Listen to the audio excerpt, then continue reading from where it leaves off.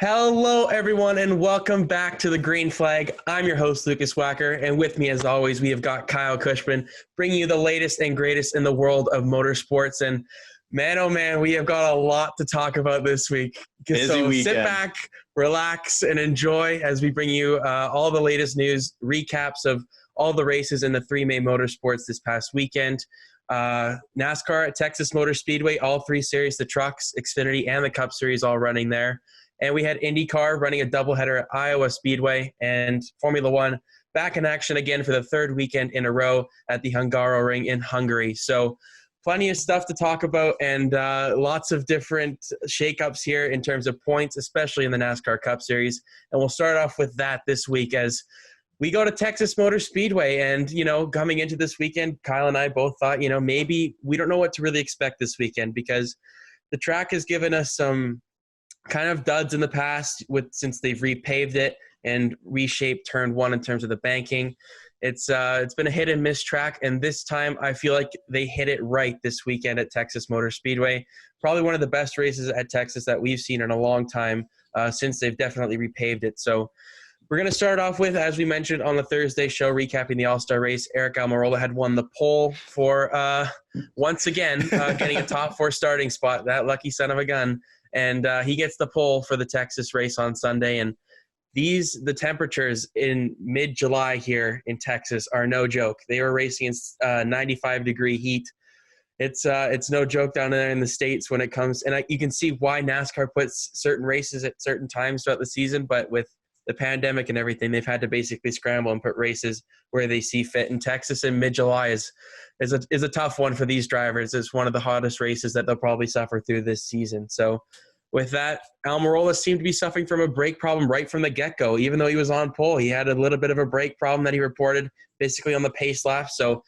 But with the problem with the package right now, you don't really use the brakes too much at Texas. And luckily for him, it didn't seem to hamper his car too much. And he led for quite a while there at the beginning. It seemed like he had another fast car.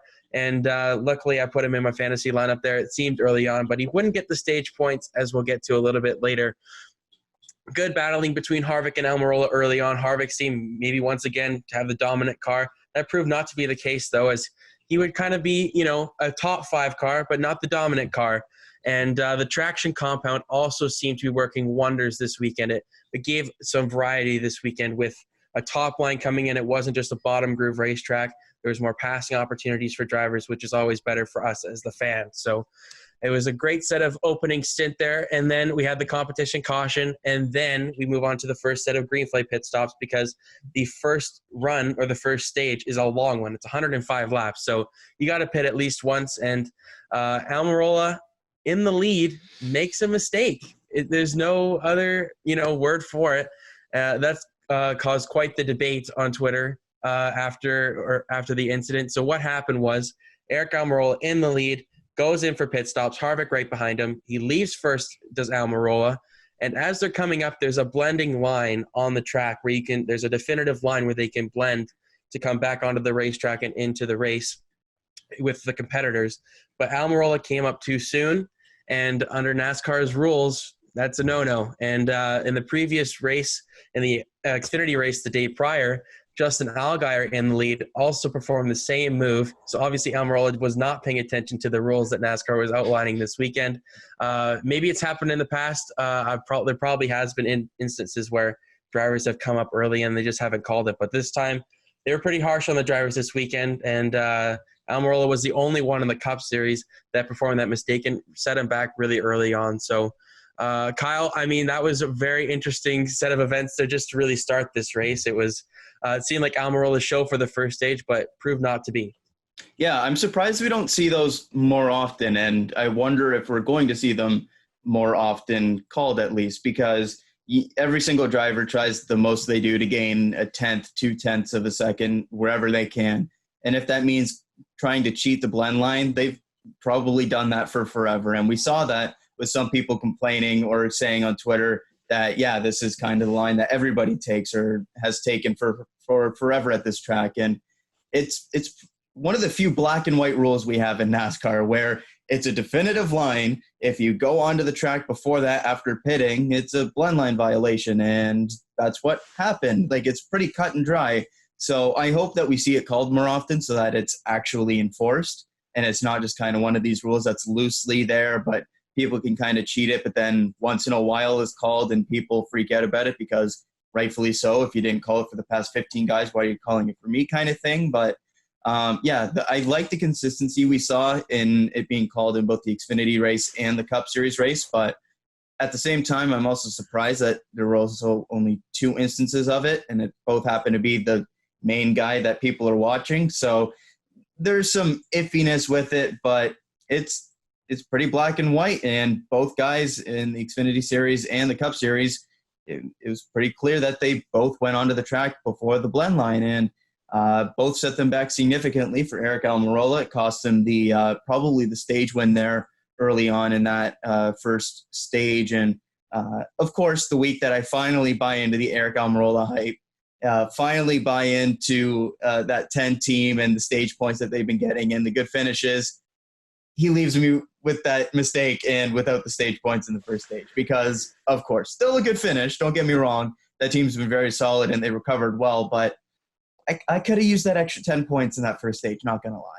Yeah, I'm sure everybody that had Almirola on them in their lineup with the pole, it was almost guaranteed to get some good stage points, but you can't really predict a mistake like that. A blend line violation. Like, what's the last time we saw a blend line violation? I was just about to say, I don't remember the last time, if ever, I've ever seen a blend line violation being called. So there's new rules coming out of NASCAR's rule book that we haven't even heard of, but they're there for a reason, and it was a legitimate mistake by Almirola, and it deserved to be called. And as those two, Harvick and Almirola, pitted, Truex was on the same pit cycle. He would run out of gas, running that lap too long, and that kind of gave away his track position. I don't think he earned any stage points in the first stage because of that.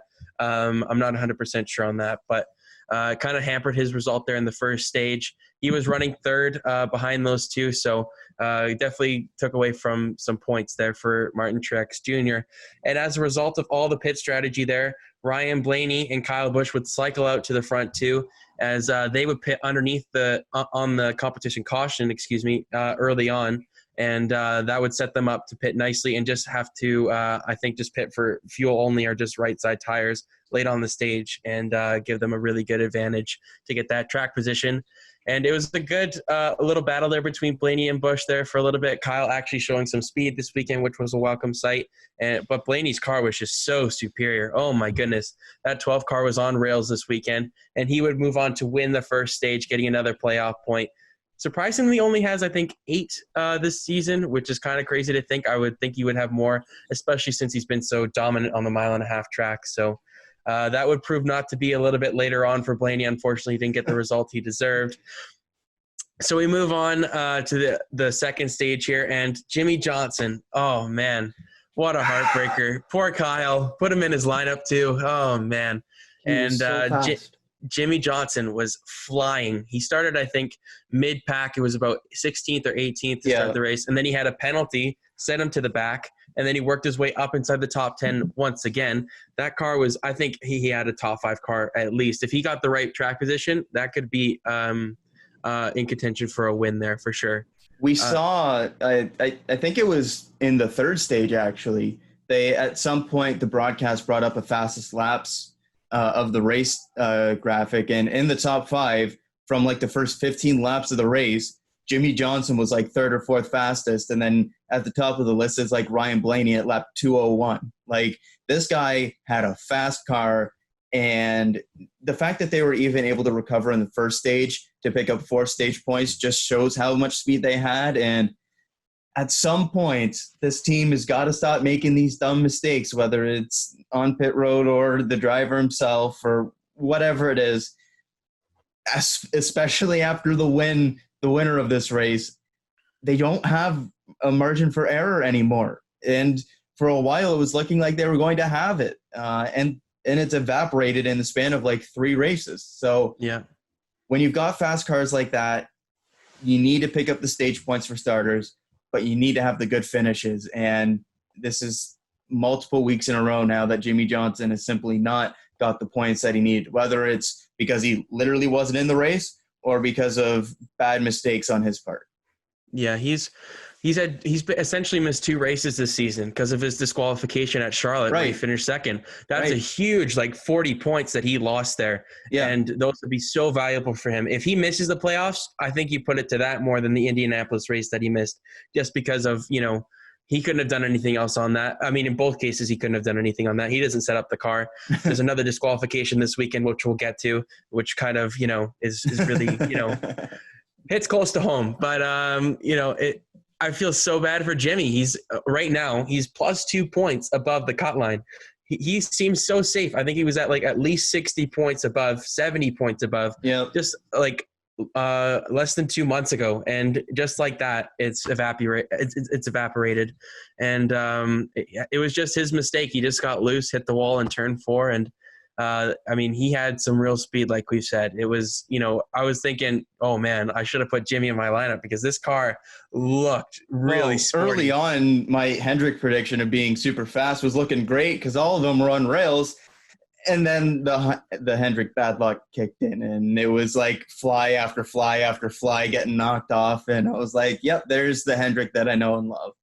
Yeah, if you're a Hendrick Motorsports fan, this is a weekend to forget, to be honest. And and this is going to set Jimmy back. He's going to have to, give everything that he's got to make the playoffs this season. I know everybody wants to see the 48 car in the playoffs in his swan song season. So it's going to be a rough road for Jimmy. He's got those 2 Dover races. He's the best at Dover all time. He's got those to kind of fall back on, but he's got, the new Daytona road course too. He ran well on the Roval the first time they ran there. So maybe there's a bit of a comparison in terms of going to that. But he's not the best tracks coming up for Jimmy, but he's just got to show some speed. That entire organization has been off for a bit for the past month and a half, I'd say, after having such a strong start. That's kind of the thing though. Even with Hendrick kind of falling off, we've seen that 48 car be super fast. It's just, it hasn't necessarily been a speed issue. Yeah, sure, at Pocono it definitely was, but it's just been a mistakes issue. They've been a fast car. They've been in contention. And whether it's at Kentucky where he tries to block late and gets turned into the grass by Keselowski, whether it's this past week where he gets too high coming off of Ford, gets loose and gets into the wall. These are fixable mistakes, easy mistakes to fix, but they need to come quickly. It can't keep dragging on.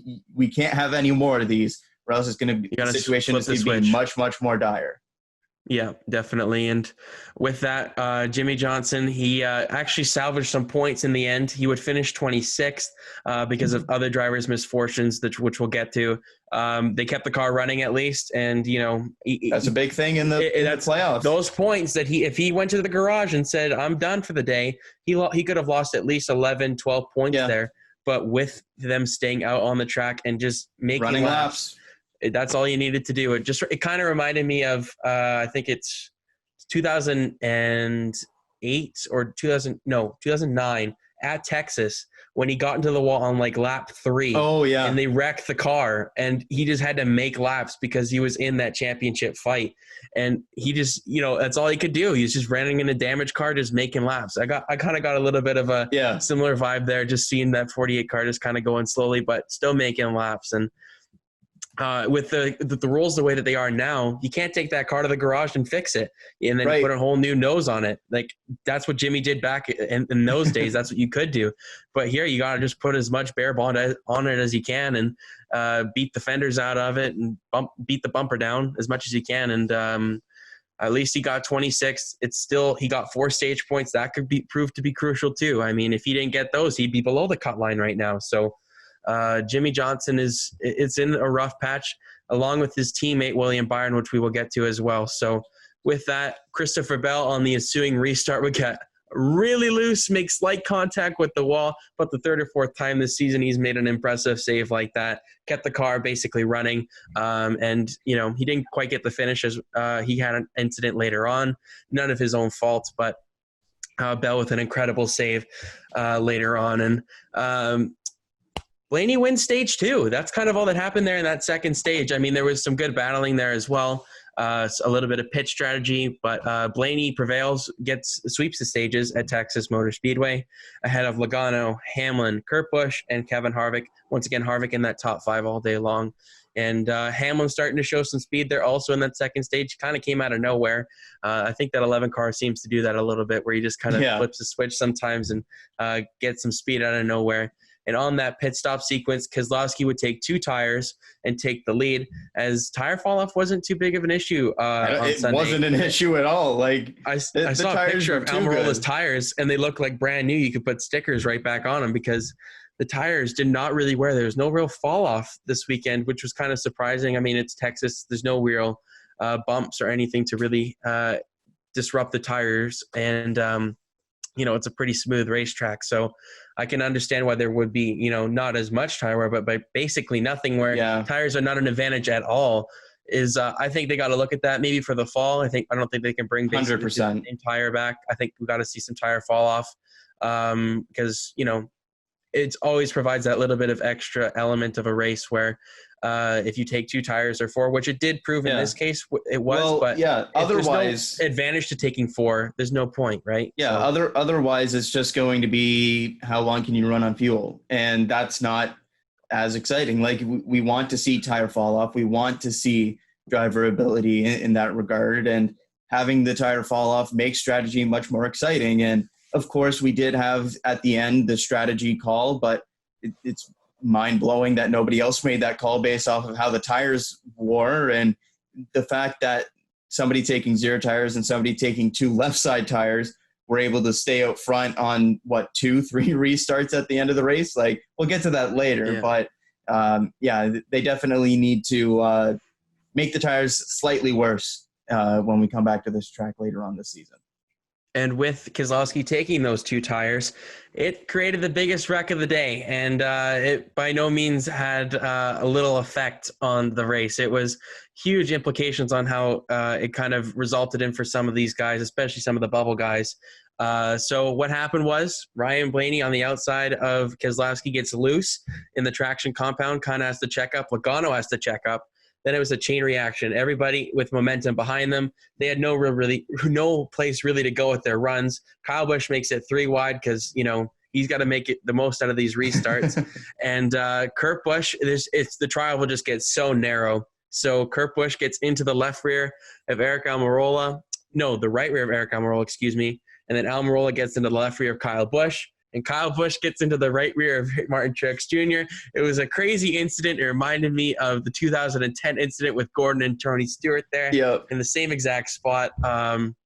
So Kyle Busch goes through the grass like a lawnmower. That thing just went right through it. And Truex slides back up into traffic. Driver's side hit to the outside wall. Huge impact, knocked the wind out of him, as he said on the radio afterwards.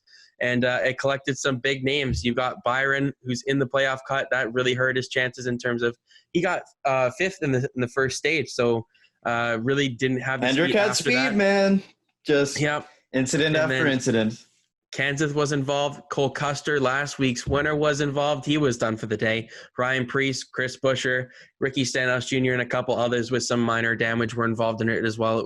I'm surprised there wasn't more cars actually destroyed based off of that because it's such a narrow part. But Truex probably ended up the worst of it. He was able to still keep running, but after having a top 5 car, it seemed, or at least a top 10 car for sure, he didn't quite get the result that he was looking for.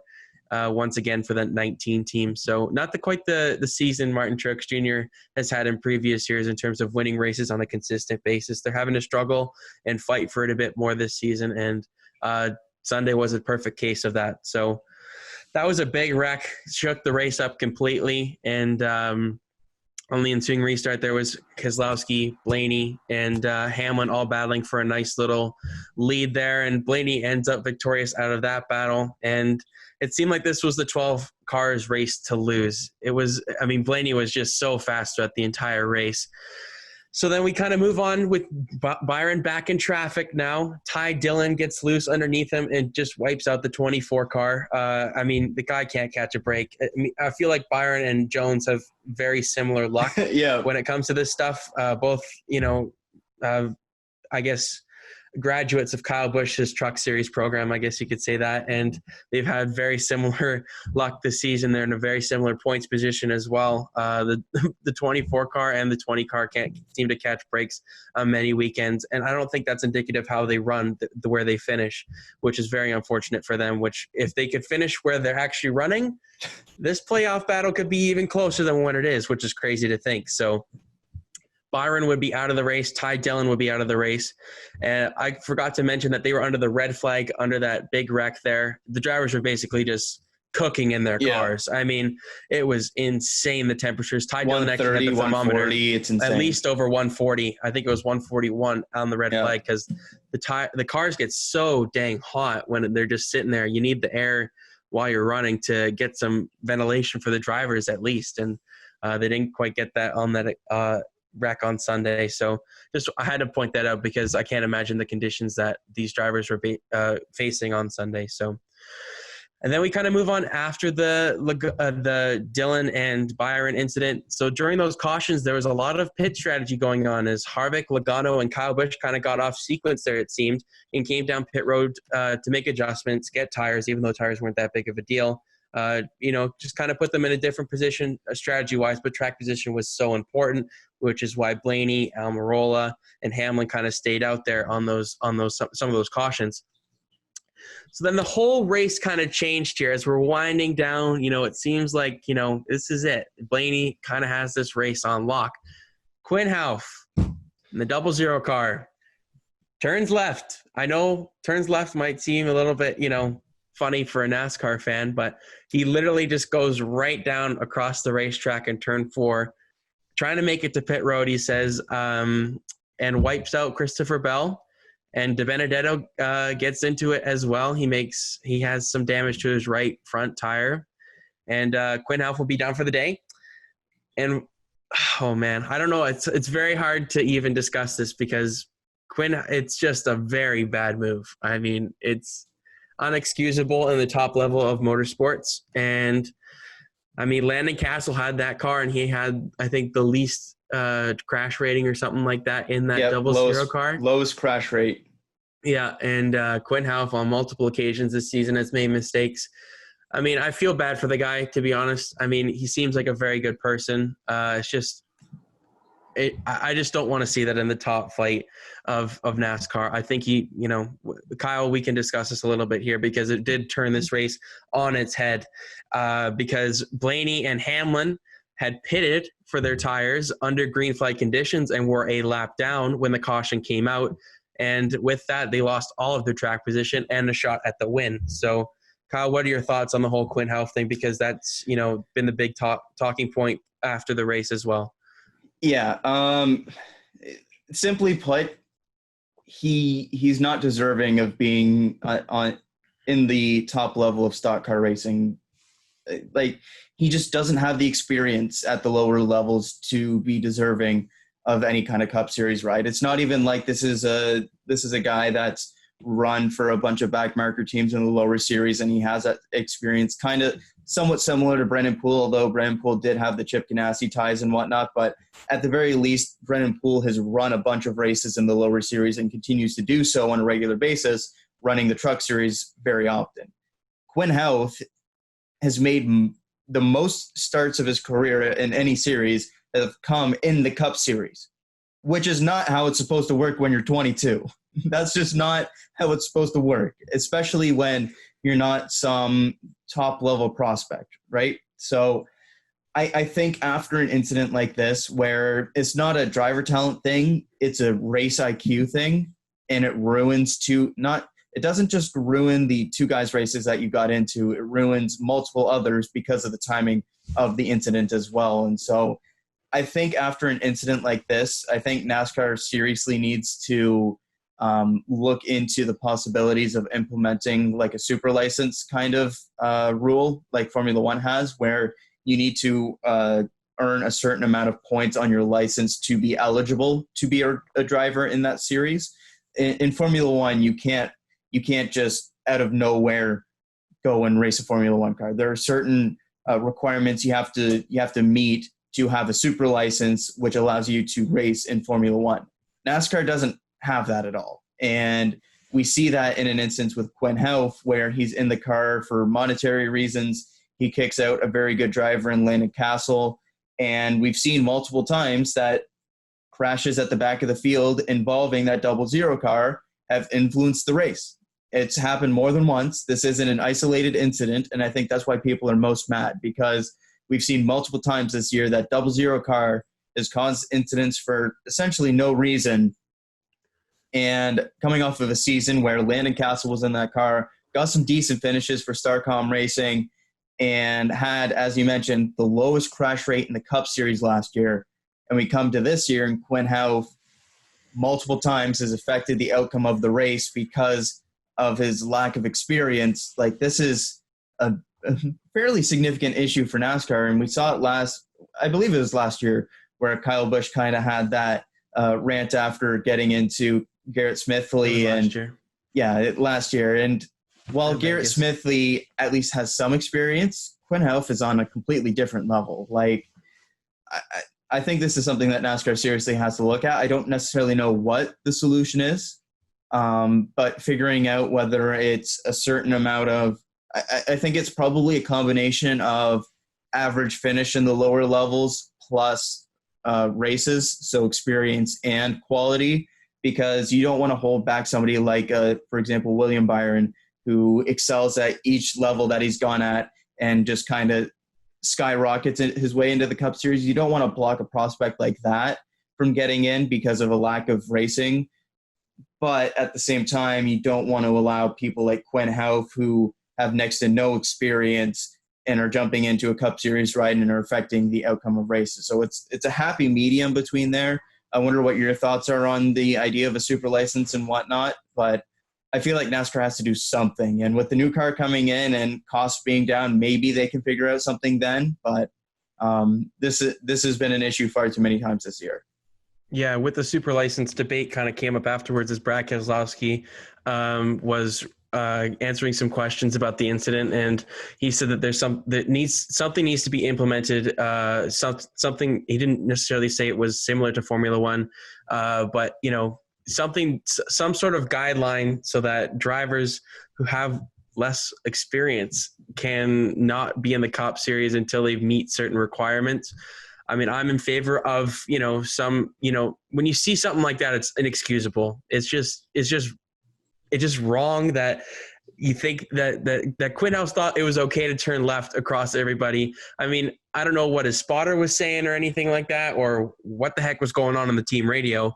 I mean, that's two guilty parties there, in my opinion. That's the spotter and the driver, because if the spotter can't let him know that traffic's coming, like at least 15, 20 miles an hour faster than him right there, then, then they should both be out of the sport, to be honest. And I think you should race at least one full-time season in each lower series to move up. And I think that kind of negates the argument of like Byron, who's been successful in both levels and moved up 1 year, that if they have success or something like that, they've at least gotten 2 full years in the minor leagues, essentially, that they can move up to the Cup Series. Whether that's, maybe average finish should come into play, but depending on your, how much sponsor money that you can bring to a team or right. the level of equipment you're in, some drivers may meet that average finish and some may not, even though they may have more experience. They're just in lesser equipment. So I think that they have to at least have 2 full-time seasons. If they're going to do, I'd say, because the trucks are very different from the Xfinity Series. So I'd say you could do 1 and 1, or you have to do 2 for Xfinity if you want to miss the truck series. I think that's good. So yeah. If you're going to do something like that, I would suggest that to NASCAR, because, if you're usually the use setup right now is you go to the trucks, you don't really jump right to Xfinity, or you go from ARCA straight to Xfinity. You don't really, just go straight to Cup. Like, that just doesn't make any sense to me. So I think you have to go through the lower levels. I think that's what they are designed to do, is to give drivers experience and practice. And obviously Quinn Houff hasn't had enough of that. I don't know how many starts he's had in the lower series, if any. It's a good thing you mentioned that, because I just pulled it up. You want to hear how crazy this is? All right, go for it. Okay. Quinn Houff has 19 career starts in late model, 1 career K&N Pro Series East start, 5 career ARCA Menard Series starts, 10 career Xfinity Series starts, and 35 career Cup Series starts. Is that under 100 starts? I'm not. It's got to be close. But if that's under 100 starts, that's ridiculous. Okay, so in his minor league, what you would consider minor league, late model Canon, ARCA, and Xfinity, he's got 50, 25, 30. Yeah, so he's got 40 career starts in what you would consider the minor leagues, which is barely over one full season if you combine them all. And then you add the 35 Cup Series starts, and that gets you to 75 career starts, almost half of which have come in the Cup Series. I'm speakless. It's the extreme. I think NBC needs to show that stat because they need to. They have to show the people. Like, they need to give a bit of context here on why there's this conversation now. 100 starts in less than all of these series? Are you insane? And you're in the top series? Jesus. I don't know what kind of sponsor money he's bringing, but this is insane.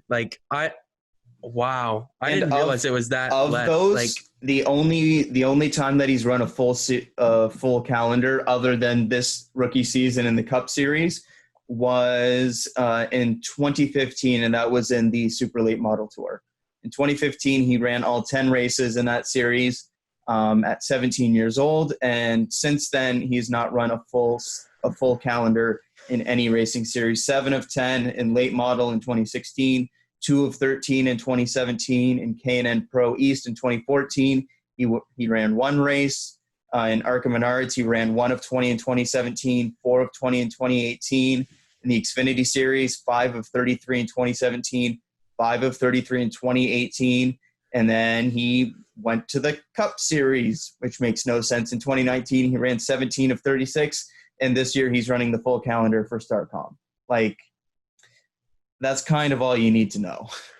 Yeah, that's a good starting point for where NASCAR needs to go with this super license or whatever the kind of rule that they should implement. There needs to be something so that a team can't just simply put somebody like Quinhouse, who has so little experience, but a big. We're not saying that he's a bad driver or anything, too. That's not what we're trying to. He just needs more experience. He can probably develop into something that can be in the Cup Series, but you need to He should be driving up for a JD Motorsports or something in the Xfinity Series, not in the Cup Series. And I think it's even worse if you're a backmarker team because they're going so much slower than everybody too.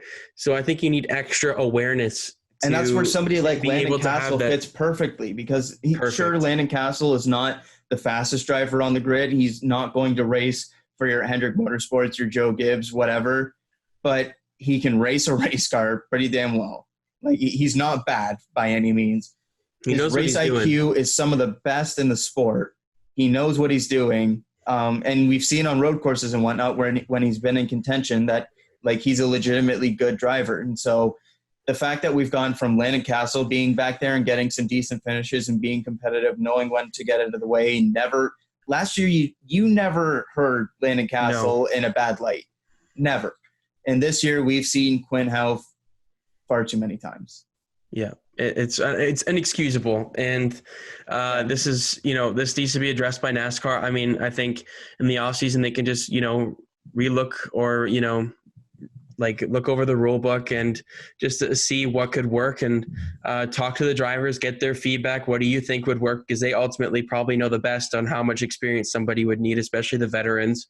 So I think, this has got to be an industry-wide rule that needs to be implemented, and they just got to survey the drivers and the owners and everything like that, see what they think, because I don't think the idea of demoting a guy from the Cup Series, that just doesn't work if they have too many incidents, because A, you've got to fill that seat, and B, there's sponsor money involved and everything like that, contracts and stuff. I don't think that would work, demoting somebody mid-season kind of thing.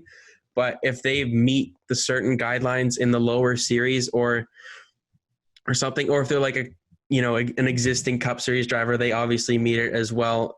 They've had at least 3 years of experience, some sort of thing like that. I think that there's a possibility that something could work where we don't see these instances on such a regular basis. So yeah, that was even somebody like Ryan Preece, who a majority of his career was spent in the Welland Modified Tour, which isn't necessarily part of the regular NASCAR kind of ladder that you would climb. Even Ryan Preece has more starts in the Xfinity Series alone than Quinn Houff does in his entire lower series career outside of Cup Series. And like, even when somebody like Ryan Preece, who has built up this cachet of being a good driver based off of what he's done in some lower series and getting a handful of starts, and then, okay, we'll give you that Cup Series ride, see what you can do. When even somebody like him has 59 career Xfinity starts versus Quinn Houff, who has 40 from Xfinity, ARCA, K&N, and late model, like, they need to do something. Yeah, I think with Priest, though, he proved himself in that Joe Gibbs car. I mean, he won a race, right? Like, he proved that he's. Yeah, did he win a race? I think he did, right? He won at Bristol, right? Yeah, he won 2 races in 2017 and 2018. Yeah, like, he proved that he's a fast driver and good equipment. I'm sure if Quinn Houff got a similar chance, he'd do decent. I think any driver that gets into a really good spot, like Ross Chastain did with Chip Ganassi in that 42 car there, he proved that he was fast too, and that's where he's where he's at technically right now. So I think, Quinn Houff just needs more experience. And I think after this season, Starcom really needs to reevaluate their driver decision, and NASCAR needs to reevaluate their, their requirements to be in the top level of motorsports, or stock car racing. So, yeah, that was a big shakeup in the race, and it probably cost Ryan Blaney this win, to be honest. And we kind of moved back to the action. Yeah, cost Ryan Blaney a win, cost Christopher Bell a decent finish when he needs to be picking up points to try and claw his way back into that playoff battle, because he is close enough where if he can get a handful of very good finishes in a row, he can be back in that conversation. But he gets screwed out of a good finish there. Matt Defenedetto gets screwed out of potentially a top 5 finish, potentially a shot at having a chance at this win based off of what happened later on. Like, yeah, I think that's all that really needs to be said about it. But it's just too many times this has happened now. Yeah, and as a result, as we mentioned with the Quinn Houff incident, Blaney and Hamlin and Almirola and those kind of names that pitted had to take the wave around, and that means that they start back in traffic, and Logano, Harvick, and Kyle Busch all pitted, and also these 2 RCR cars pitted there because they stayed out and were on the lead lap as well. And this is where the race entirely changed. This entire 5-lap stint, and these 2 RCR cars of Tyler Reddick and Austin Dillon come down pit road along with some of these other guys. That way they were behind, and Austin Dillon takes 2 left side tires, and Tyler Reddick takes fuel only. These other guys, all the big names, took 4 tires, and winning on the race off pit road was Tyler Reddick, Austin Dillon in second, and then I think it was Logano, Kyle Busch, and Harvick. That was, your top 5. And it didn't change, honestly, in those last – I mean, there's a lot of stuff that we can talk about here in these last 25, 30 laps, but that didn't really change too much. But on the ensuing restart, Austin Dillon actually gets past Reddick. I don't know, it's just Reddick's probably inexperienced there, being on the front row in a Cup Series race, and Dillon had 2 fresher tires. I don't know if that made any sort of difference, but Reddick probably chose the wrong line as well on the restart, and Dillon got past and goes to the lead. Reddick stays in second as Kyle Busch and Logano have a battle for third, and that would be constant throughout the entire last 25 laps or so, which allowed these RCR cars to kind of let their strategy work out perfectly. I mean, I didn't think it was honestly going to work because I didn't think that they had the speed to necessarily stay up there compared to these other guys, but that proved not to be the case. As Hamlin was trying to move his way back up through traffic, though, he gets loose underneath Alex Bowman and takes out Bowman. Bowman's done for the day. Hamlin spins, and he would actually be the last caution of the day as well. He had 2 separate incidents, so Hamlin's top 5 run, it seemed, went from bad to worse as he spun going through the infield grass there with 7 laps to go. And while all these restarts, Austin Dillon is hanging on, and he is staying in the lead, and Reddick is maintaining second. I think that's the key part of this whole scenario, is that if Reddick doesn't stay in second, I don't think Dillon maybe, gets his eventual win here, which we'll talk about. And I think that's the key point with two RCR cars, especially with them being teammates as well. They're the two barriers for each other. They're gonna block for the other person, whoever was in first. So, and it didn't help that Kyle Busch and Logano and Harvick are all battling with each other behind them, letting the two RCR cars get away. So with 2 laps to go, there was a restart after the Hamlin incident, and RCR hangs on for a 1-2 finish. For the second weekend in a row, we have a playoff bubble shakeup that is monumental, and Austin Dillon gets his 3rd career win at Texas Motor Speedway, punching his ticket to the 2020 playoffs ahead of his teammate Reddick. Logano and Kyle Busch traded positions there for the last 25 laps. Logano ends up ahead of Kyle Busch in 3rd, Kyle Busch 4th, and Harvick gets the top 5 finish. And it's crazy to say, but Austin Dillon is going to be in this year's playoffs. But it's different in previous years when he's made the playoffs, though, I have to say, because he is in 14th place in points right now. Yes. He is not outside the playoffs looking in. He is deserving of a spot in this year's playoffs based on how he's run. I mean, he's outrun guys like, I know Jimmy Johnson's had issues, but he has outrun Jimmy Johnson, William Byron, Eric Jones. I mean, Tyler Reddick is right there on the bubble, too. He could point his way in. RCR has taken a massive step forward this season, and that can't be understated. With a 1-2 finish, it's almost unheard of. I don't remember the last time RCR had a 1-2 finish was, I think, 2011 at Talladega with Clint Boyer and Jeff Burton. Those That's two all guys, you need one to of know. them's retired. Clint Boyer has been to 3 different teams, I think, since then. Yeah. And it's been forever. And I remember that race because Burton and Boyer went like heck on the last restart. They just took off. They left the entire pack, and it was like a 3-second gap between them because they did the 2-car tandem. I mean, that's off topic, but that's it's crazy that Austin Dillon is a winner this season. And I mean, out of nowhere too. It just blown up the bubble. I mean, holy smokes. You thought you were secure 2 weeks ago. You may be outside the cutoff line right now, like Byron especially. He's probably feeling like, what the heck just happened in these last, He's like, I'm supposed to be the one that was winning this year. What the hell is going on? Exactly. And I mean, Austin Dillon has a thing for the dramatics. He's won a Daytona 500. He's won a Coca-Cola 600.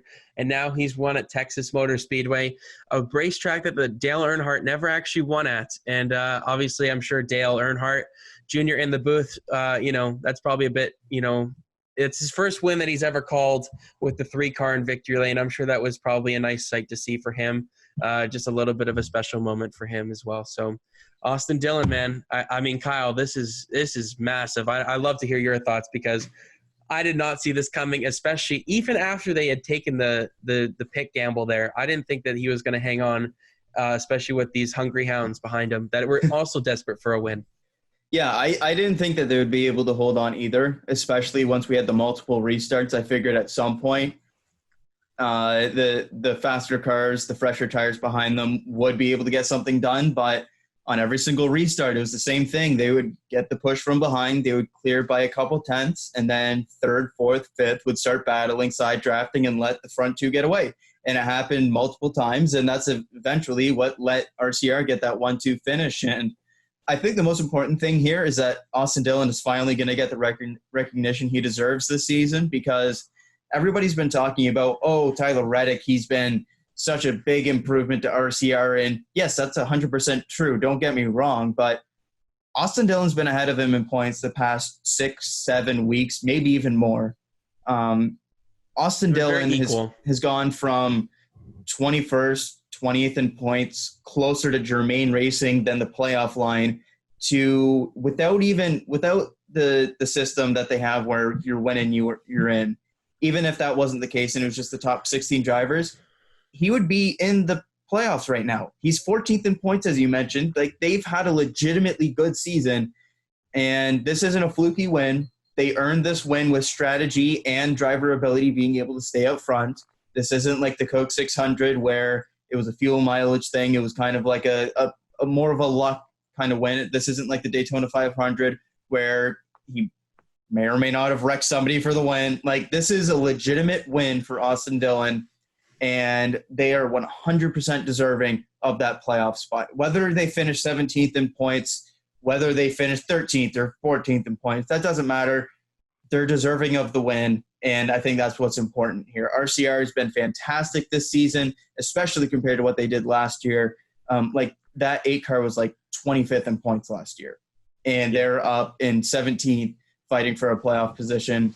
Fantastic stuff from them, and I can only imagine the momentum that's going to carry into these next few weeks as well. They've already been solid, and especially going into Kansas, a track that Tyler Reddick specifically has been very good at.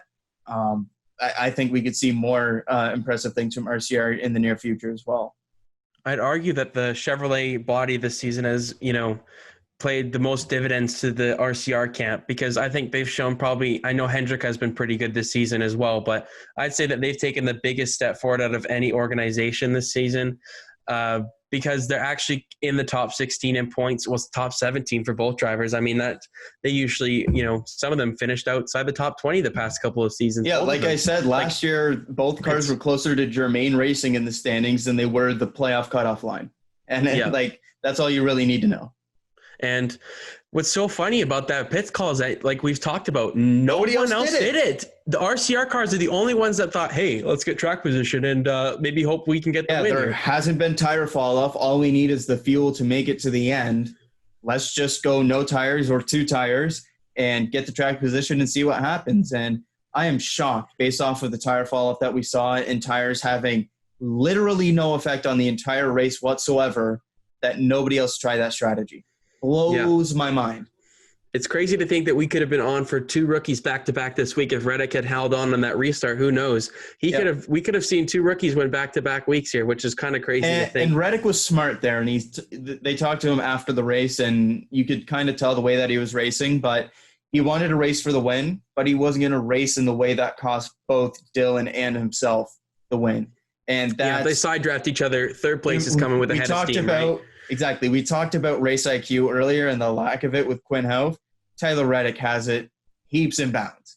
Like, the fact that a rookie starting on the front row had the wherewithal to think, okay, I'm going to go for the lead here, but if I don't get it clean off the restart, I'm not going to race him in a way that's going to cost both of us, because it's better if we finish 1-2 than if we finish 3-4 and I tried to get the lead because of side drafting.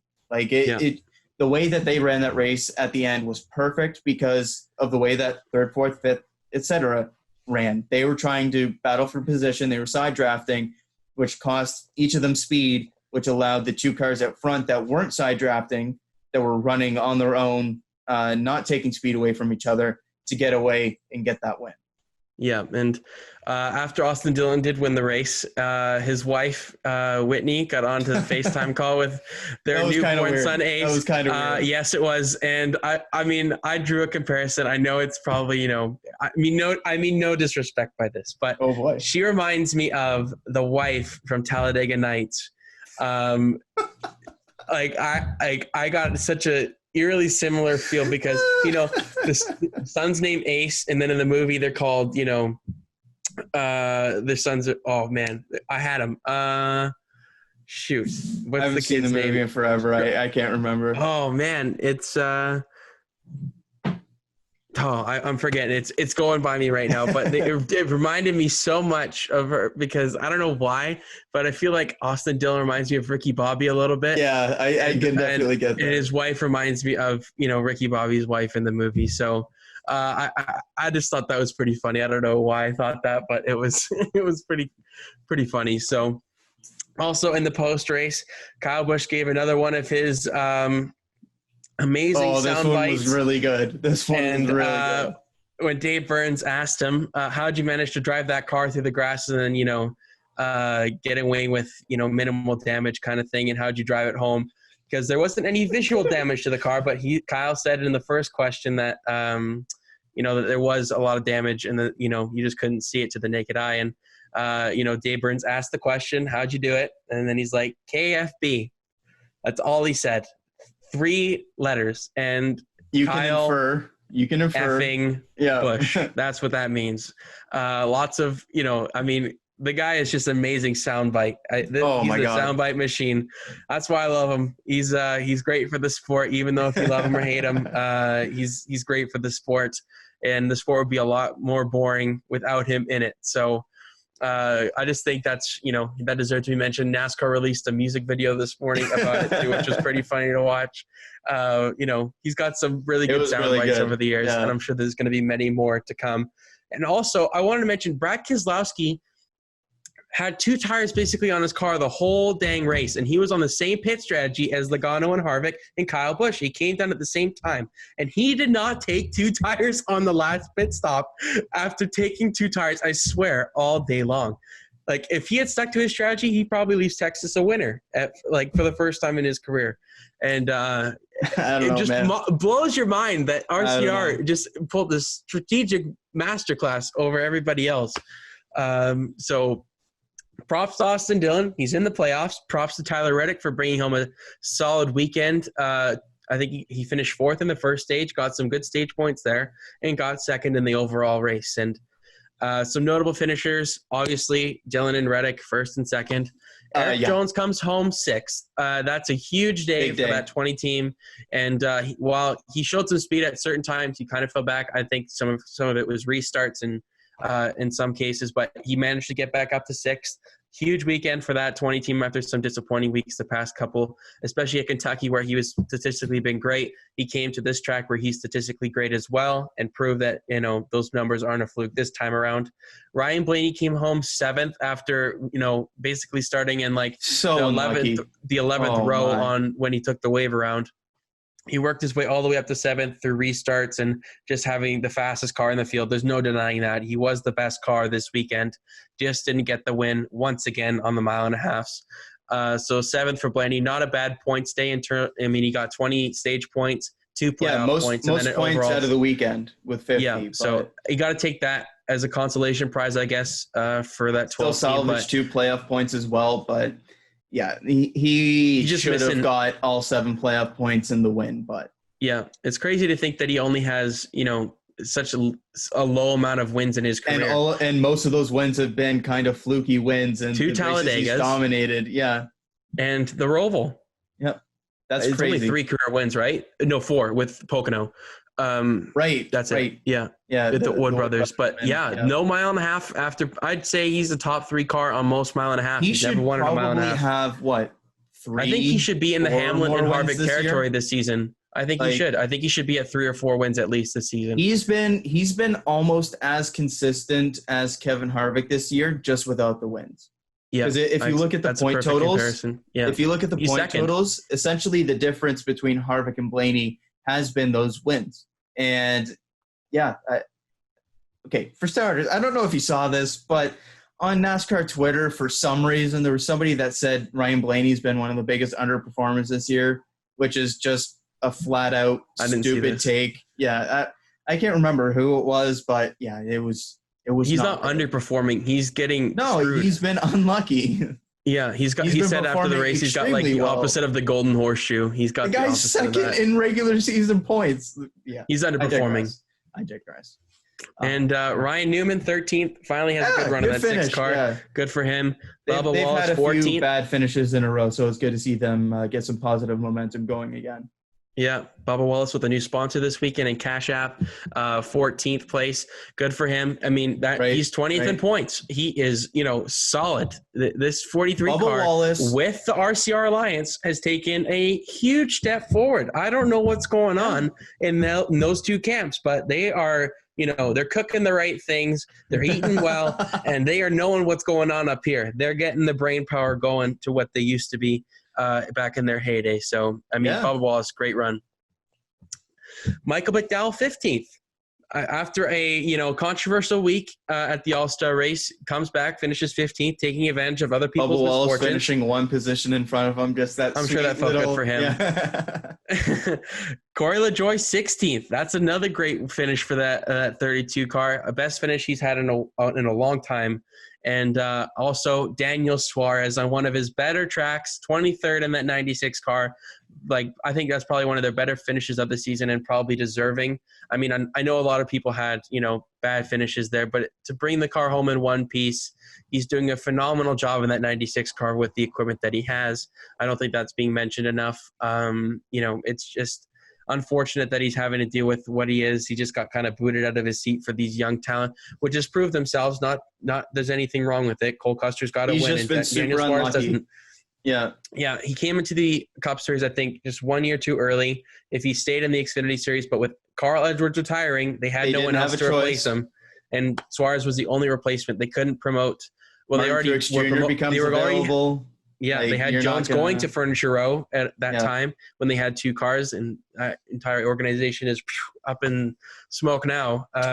It's crazy to say. And, I think Suarez, if he gets the right opportunity, I think he could get back into a top tier ride or, at least a mid-pack car. A competitive ride.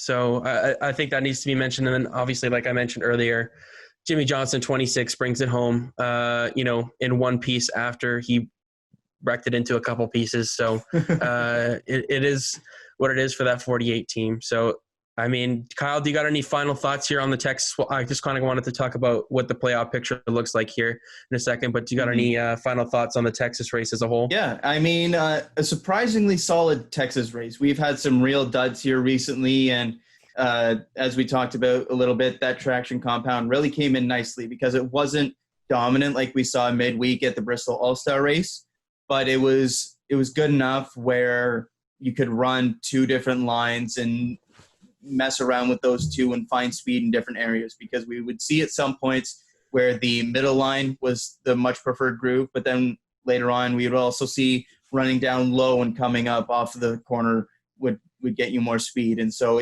I think that was a very solid Texas race, and much better than what we've seen recently, and a nice little shakeup from what we kind of expected to be a bit of a slow, kind of disappointing 500 miles races. Around Texas is a long time. Yeah, but they've surprisingly good race for as long as it was, for as kind of tedious as those races have kind of been. Surprisingly solid all the way throughout. There was definitely storylines to follow all the way throughout. Kind of got a little bit lackluster there in the middle of the second stage, but again, the first stage had the drama of Eric Almirola having no brakes, and then some solid racing up at the front, and then his penalty go along. The finish was wild. So yeah, a very solid Texas race, I got to say. Yeah, I think that's probably almost as best as you can hope for from Texas, to be honest. Since there was a lot of action. Reconfiguration, Yeah, I wish they never did that, but obviously that's back in the past. And I think, Texas can take this weekend as a win at the track. We had fans back at the track also this weekend. Maybe not the greatest socially distanced event there with the red flag Texas, coming up baby. there. But it is Texas, and, not saying what that is or anything. You can kind of read in between the lines there. But the States is what it is right now. They're in a, IMSA and IndyCar patch. had fans in the stands, and they didn't flock to the fences and whatnot. Yeah, unfortunate look there, I'll say. But good to see at least fans back at the track. And everything was not a good look. NBC could have done better there, I got to say. Yeah, maybe move the camera just a little bit more to the right there next time. Just don't show the pathway there. But going, oh, yeah, this is great. And, I mean, Burton could have just done without saying anything there. But I digress. Exactly. We move on to the playoff implications here after this weekend, because this is a massive 2 weeks here since Cole Custer won at Kentucky, Austin Dillon winning this weekend. So we'll just give you a bit of a refresher of what everything looks like. So 10 drivers are locked into the playoffs, and with Dillon and Custer adding the names to that list. Byron is the biggest loser of this weekend. Obviously, he falls out of a once seemingly safe playoff position. 6 spots remain in terms of points right now. There could be multiple different winners, new winners, I should say, I'm before the end of the expecting at regular least season. 2 more new winners. I'm saying at least There's 2. some big names that haven't won yet. Johnson is on the cut line for the second week in a row, only 2 points above this time around. He's going to have to outperform his teammate here down the stretch. The young gun in Byron, the veteran in Jimmy Johnson, who will prevail. That's going to be a very interesting storyline down the stretch. When the 24 car and the 48 car used to be battling for championships, they're battling to even make the playoffs now. It is crazy to say that, but I just thought of that right now. I'm pretty proud of myself when I'm thinking about that. That's pretty good. Jones makes up over 20 points this weekend on the cutoff line. Big week for him. Huge weekend for Eric Jones. Maybe not the best tracks coming up for him in terms of statistics, but I think momentum can go a long way, especially for a guy like Eric Jones. He won at Darlington last season as the regular season wound down. I think he could be a dark horse player to come and sneak into the points there, maybe knock out both Hendrick guys. You never know. He's not far back. 24 points back at that cutoff line now? So something like that. He's right there. And after a couple weeks where it looked like he was just negative constantly, whether it was issues at tracks that he was really good at and whatever it was, big comeback weekend, finishing in the top 10, getting some big points, and very, very good weekend for him. And I should have listened to the stats. I got too emotional with it. I should just listen to the stats. They tell you what's good. There was a one anomaly. I went with it. I couldn't buy into the hype, and I should have, because both Kyle Busch and Eric Jones had great weeks, and they did. I went against it, and I kind of paid for it in the fantasy results. You kind of kicked my ass this week, but yeah, I did, and we'll get to the fantasy preview for Kansas. So maybe listen to me a little bit more this week, but you never know. Whoa! I'm sorry. No, that was a bit of a cheap shot. Sorry. Hey, also I'm gonna Reddick kick your ass this week. Okay. All right. Big talk. All right. And Reddick obviously having a big points week as well, coming home second and getting all those valuable stage points in that first stage. He's right in there. He could point his way in too. Don't count out that 8 car. The rookie could point his way in. It's not out of the question at all. He's ahead of Eric Jones right now too. So I'd say that there's 3 cars there that are going to point their way in, if any. It's going to be Byron, Reddick, or Jones. And, who's going to be, the person that falls out for one of those guys? It's to be seen.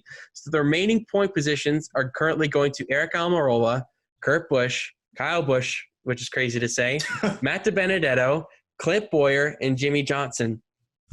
Those are some pretty big names there that are still out on points. I mean, we've got some very interesting tracks coming up. The Daytona road course, that's a crapshoot. No one knows what's going to happen there. It's gonna be so you could have fun. an entirely surprise winner there that comes in there and steal the show that's below the cutoff line and win the race, and that shakes it up even more. Christopher And Bell's as been the good on regular road season courses. finale, you never know. And the regular season finale is at the Daytona Super Speedway on the actual oval itself. And Ricky Stenhouse Jr. is licking his chops for that one. And I would not be surprised if that 47 car comes in there and knocks out like someone like Jimmy Johnson, who probably has made all he can to point his way in, and he's in the playoffs right there. And just think about how different it even looks right now if Ricky Stenhouse, if that finish line at Talladega was a foot further and he gets that win there. Like, that's another one, right? That's a good point.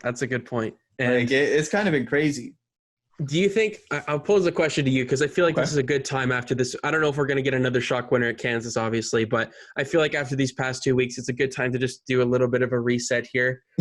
Who do you think, if anybody, in the points right now that is above the cutoff line will fall out, and who do you think would pop back in? Because I have my answer, but I'm curious to hear what you say first. As I look at it right now, Almirola, the 2 Bushes, those guys are certain locks. I'd put Defenedetto close to a lock as well. He doesn't quite have as much of a buffer as those guys I mentioned, but I think that they've been running really, really strong recently. They've had a lot of speed, so I'm not concerned about Defenedetto at all. As I get a bit lower, though, and I look at Clint Bowyer, they've had just issue after issue after issue and just have not been able to match the speed of especially Harvick, but also Almirola recently, and even Cole Custer these last few weeks. So there's been a big gap between those, and while Clint Bowyer had a solid start to the year, was up 10th, 11th, 12th in points, he's slowly been passed, slowly getting closer and closer to that cutoff line, and given the positive momentum of guys behind him and the possibility of wins behind him, I'm not all that confident that Clint Bowyer makes the playoffs, even with the points gap that he has, because you look at the guys behind him, Jimmy Johnson's been fast and has been unlucky. William Byron's been fast and super unlucky. Tyler Reddick is charging hard. Eric Jones has the potential to win basically any week in Joe Gibbs equipment. And then you look further back behind that, and you've got Christopher Bell that has that Toyota alliance. And any of these weeks, you can get a surprise win out of him. You look what happened last year with Matt Defenedetto at Bristol and how much that would have shook up the playoff picture. And so I think that there are some very, very strong candidates outside of that cutoff line that could still potentially make it in. And I wouldn't be surprised if we still get one or two more shakeups as we go here. But I'm looking at potentially Christopher Bell at that Daytona road course because he's been so good at road courses. Just look last year when Matt Defenedetto, who is one of the best road course racers in the Cup Series, went down to the Xfinity Series and lost to Christopher Bell at a road course. Let's not forget that. And in what we would assume equal equipment there. You look at some other guys around there. Tyler Reddick, we're going to get to a little bit later here, but he had two starts in the Cup Series coming into the season, the Daytona 500, and weirdly, Kansas last year, he finished 9th in his first ever race, essentially, in NASCAR, in the Cup Series at least. Who knows what he can do after the positive momentum after this weekend. There's some very good candidates to still win. And then obviously in the playoffs right now, you've got guys that can still win. I wouldn't be surprised if any of Almirola, Kurt Busch, Kyle Busch, even Defenedetto, even Jimmy Johnson could go out and win races. So there's so much open this season. I love it. We talked about it way, way back in February about how this season was shaping up to be a really good one in terms of the mid-pack battle and that battle for the playoffs. And all of that has come to fruition because the mid-pack has been so much tighter this year, so competitive, and it's shaping up to be a great finale these last few weeks heading into the playoffs. But who are some of the guys you were keying in on? Bowyer. Is my big name that sticks out to me. I just don't know. I just don't think the speed and the performance, and especially the tracks coming up, suit Bowyer as much as some of these other guys. I mean, I know he's a rookie, but Reddick is really surprising me this season.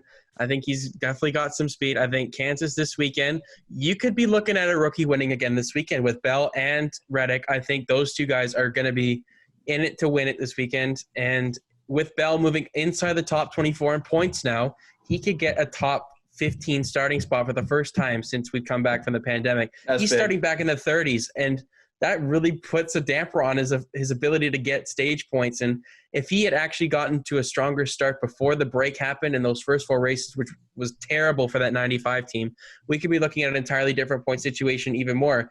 The fact that Bell is already up to 21st from where his starting position is pretty impressive in itself.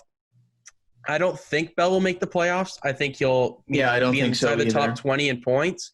But I'm looking. I don't think Eric Jones will make this year's playoffs. I know at the 20 car, I just don't know. I think I want to see Jimmy Johnson make it despite all of his championships over the years I've been watching this sport. I think it's a good way for him to go out, and I think he deserves it after the speed. He's just had some very unlucky situations.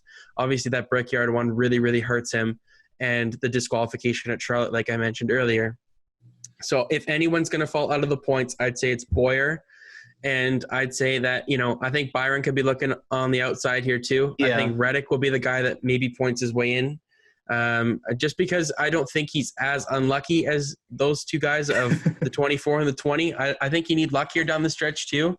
And I mean, if the RCR is winning races now, I wouldn't put it past Reddick to maybe win one of these as we go down the stretch. So and I we think haven't Boyer's even mentioned really locked. Even mentioned Roush, who had a playoff car last year. Obviously, Ryan Newman has to win a race, but Chris Buescher has been solid. He's still within punching distance. We haven't mentioned Matt Kenseth, who can still theoretically go out and win a race. There are so many different possibilities here. And can you imagine if Larson was actually still in the sport and, he had such a strong start to the year too. He'd probably be in the top 5, top 6 in points. Yeah, you'd say Jimmy's out right now, right? That's probably what you would be thinking, right? 100%. So Kyle Larson would have had to win it by this point. Yeah, or if not, at least in this point situation where he's in the way more points category. So lots of things to be on the lookout for in the Cup Series as we go down the stretch here. It's going to be a mad dash to the finish here. We're closing in on the end of the regular season. Guys like Almirola, Kurt Busch, especially Kyle Busch, he doesn't have any dang playoff points. He needs to get some. So does Defenedetto. He doesn't have any, right? They both don't have any. They'd be going into the playoffs behind guys like Custer and Dillon. I know it's only 5 points, but those 5 points could be crucial as you go down. It's a huge deal. And, you know, the fact that Kyle Busch has not won a stage, you know, he was this close in stage 1, finished second, but that, you know, these so many close finishes here are not going to add up into the points column. So I think that 18 team is in desperate mode. I don't think I think you have to go for just one stage point, even if it costs you maybe a win at some point here. You got to just get as many of these points as you can because they are so crucial down the stretch in the playoffs, especially in the later rounds because the gap gets wider and wider amongst the competition. So it's going to be very, very interesting here. I mean, this regular season has really turned a corner here these last 2 weeks. Yeah. I wasn't expecting it. And if these 2 wins didn't happen, you probably have a more predictable way, but the more unpredictability, is better for us fans. I know it's, you know, it probably tense if you're a Jimmy Johnson fan, a Byron fan, a Jones fan, Reddick, you know, Boyer fan, the Benedetto fan even, you know, you're going to be, you know, biting your fingernails. You're probably not going to have any left as you come down to Daytona, but it's going to be very, very fun to watch. So with that kind of concludes the Texas wild west there. And it proved to be wild. So we can kind of move on to Kansas here. We'll move to the Xfinity Series a little bit after this fantasy preview here.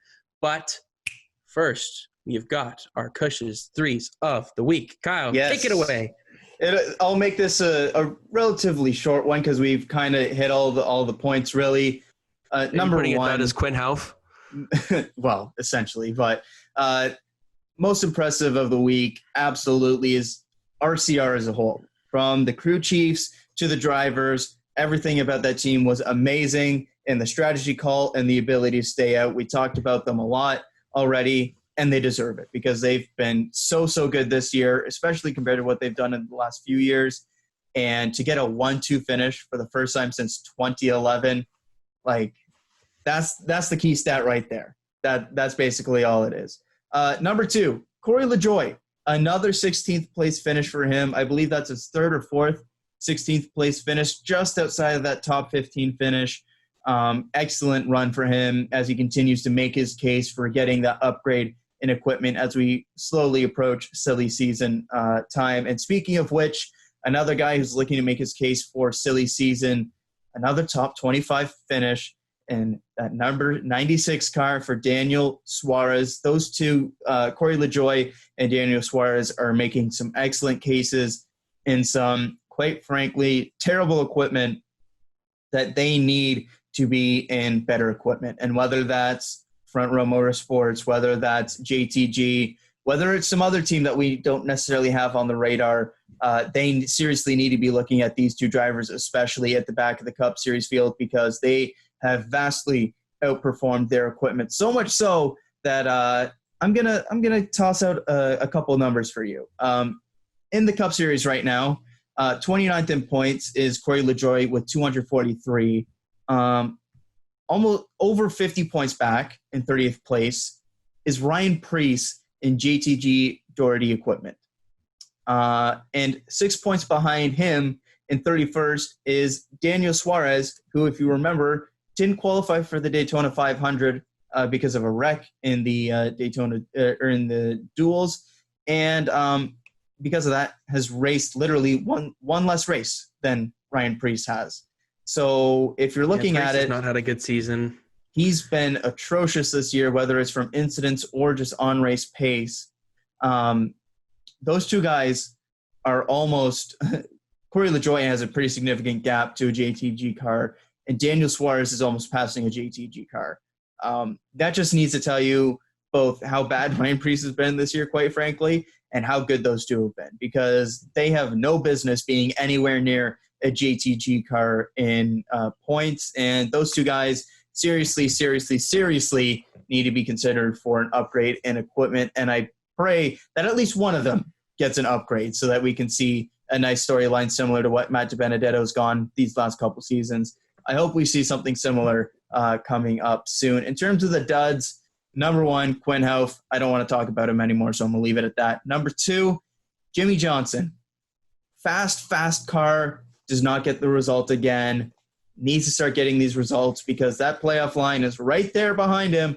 And any more of these results like this, and he's going to be on the outside looking in very, very quickly. And third for me, a bit off the board, but John Hunter Nemechek. Had a solid day until another incident. And John Hunter Nemechek has been one of the surprises this year, especially in that rookie pack. But these last few weeks, the results have kind of faded off, and the incidents have stayed high. Nemechek needs to get those incidents down because this race, given the amount of incidents for some of the cars higher up in the field, was an excellent opportunity, as we see with Michael McDowell finishing 15th, to get a very solid finish, another solid points day. And instead, he's let me see here. John Hunter Nemechek finishes 22nd, and given the amount of incidents for people up in the field, whether it's you look at Jimmie Johnson, Martin Truex Jr., Alex Bowman, many others, Byron Stenhouse, et cetera, that's an opportunity to get some more points for that team that they haven't really been able to get these last few weeks. And it's another incident for John Hunter Nemechek that costs him that. And Nemechek has raw talent. We've seen that from his ability this season and some of the excellent runs that he's had in that 38 car, but needs to get those incidents down so that he can start getting the finishes that he deserves and taking advantage of some of those guys rather than costing himself week in, week out. So those are Cush's threes for this week. A couple off-the-board picks, but with silly season slowly approaching, I wanted to give my boys Corey LaJoie and Daniel Suarez a couple shout-outs. For sure. They deserve that. And I think quickly on Ryan Preece there, I mean, he's been on pole, I think, twice since we've come back with this draw, and then on the doubleheader thing where they switched the top 20. Yep. And he hasn't, performed and gotten those stage points at all. Or anything, man. At all. And so it's very disappointing, obviously. I'm sure Ryan Preece is probably as disappointed as anybody. And you look at the speed that Ricky Stenhouse Jr. has had at some points this year, where he's had top 5 cars in a couple races.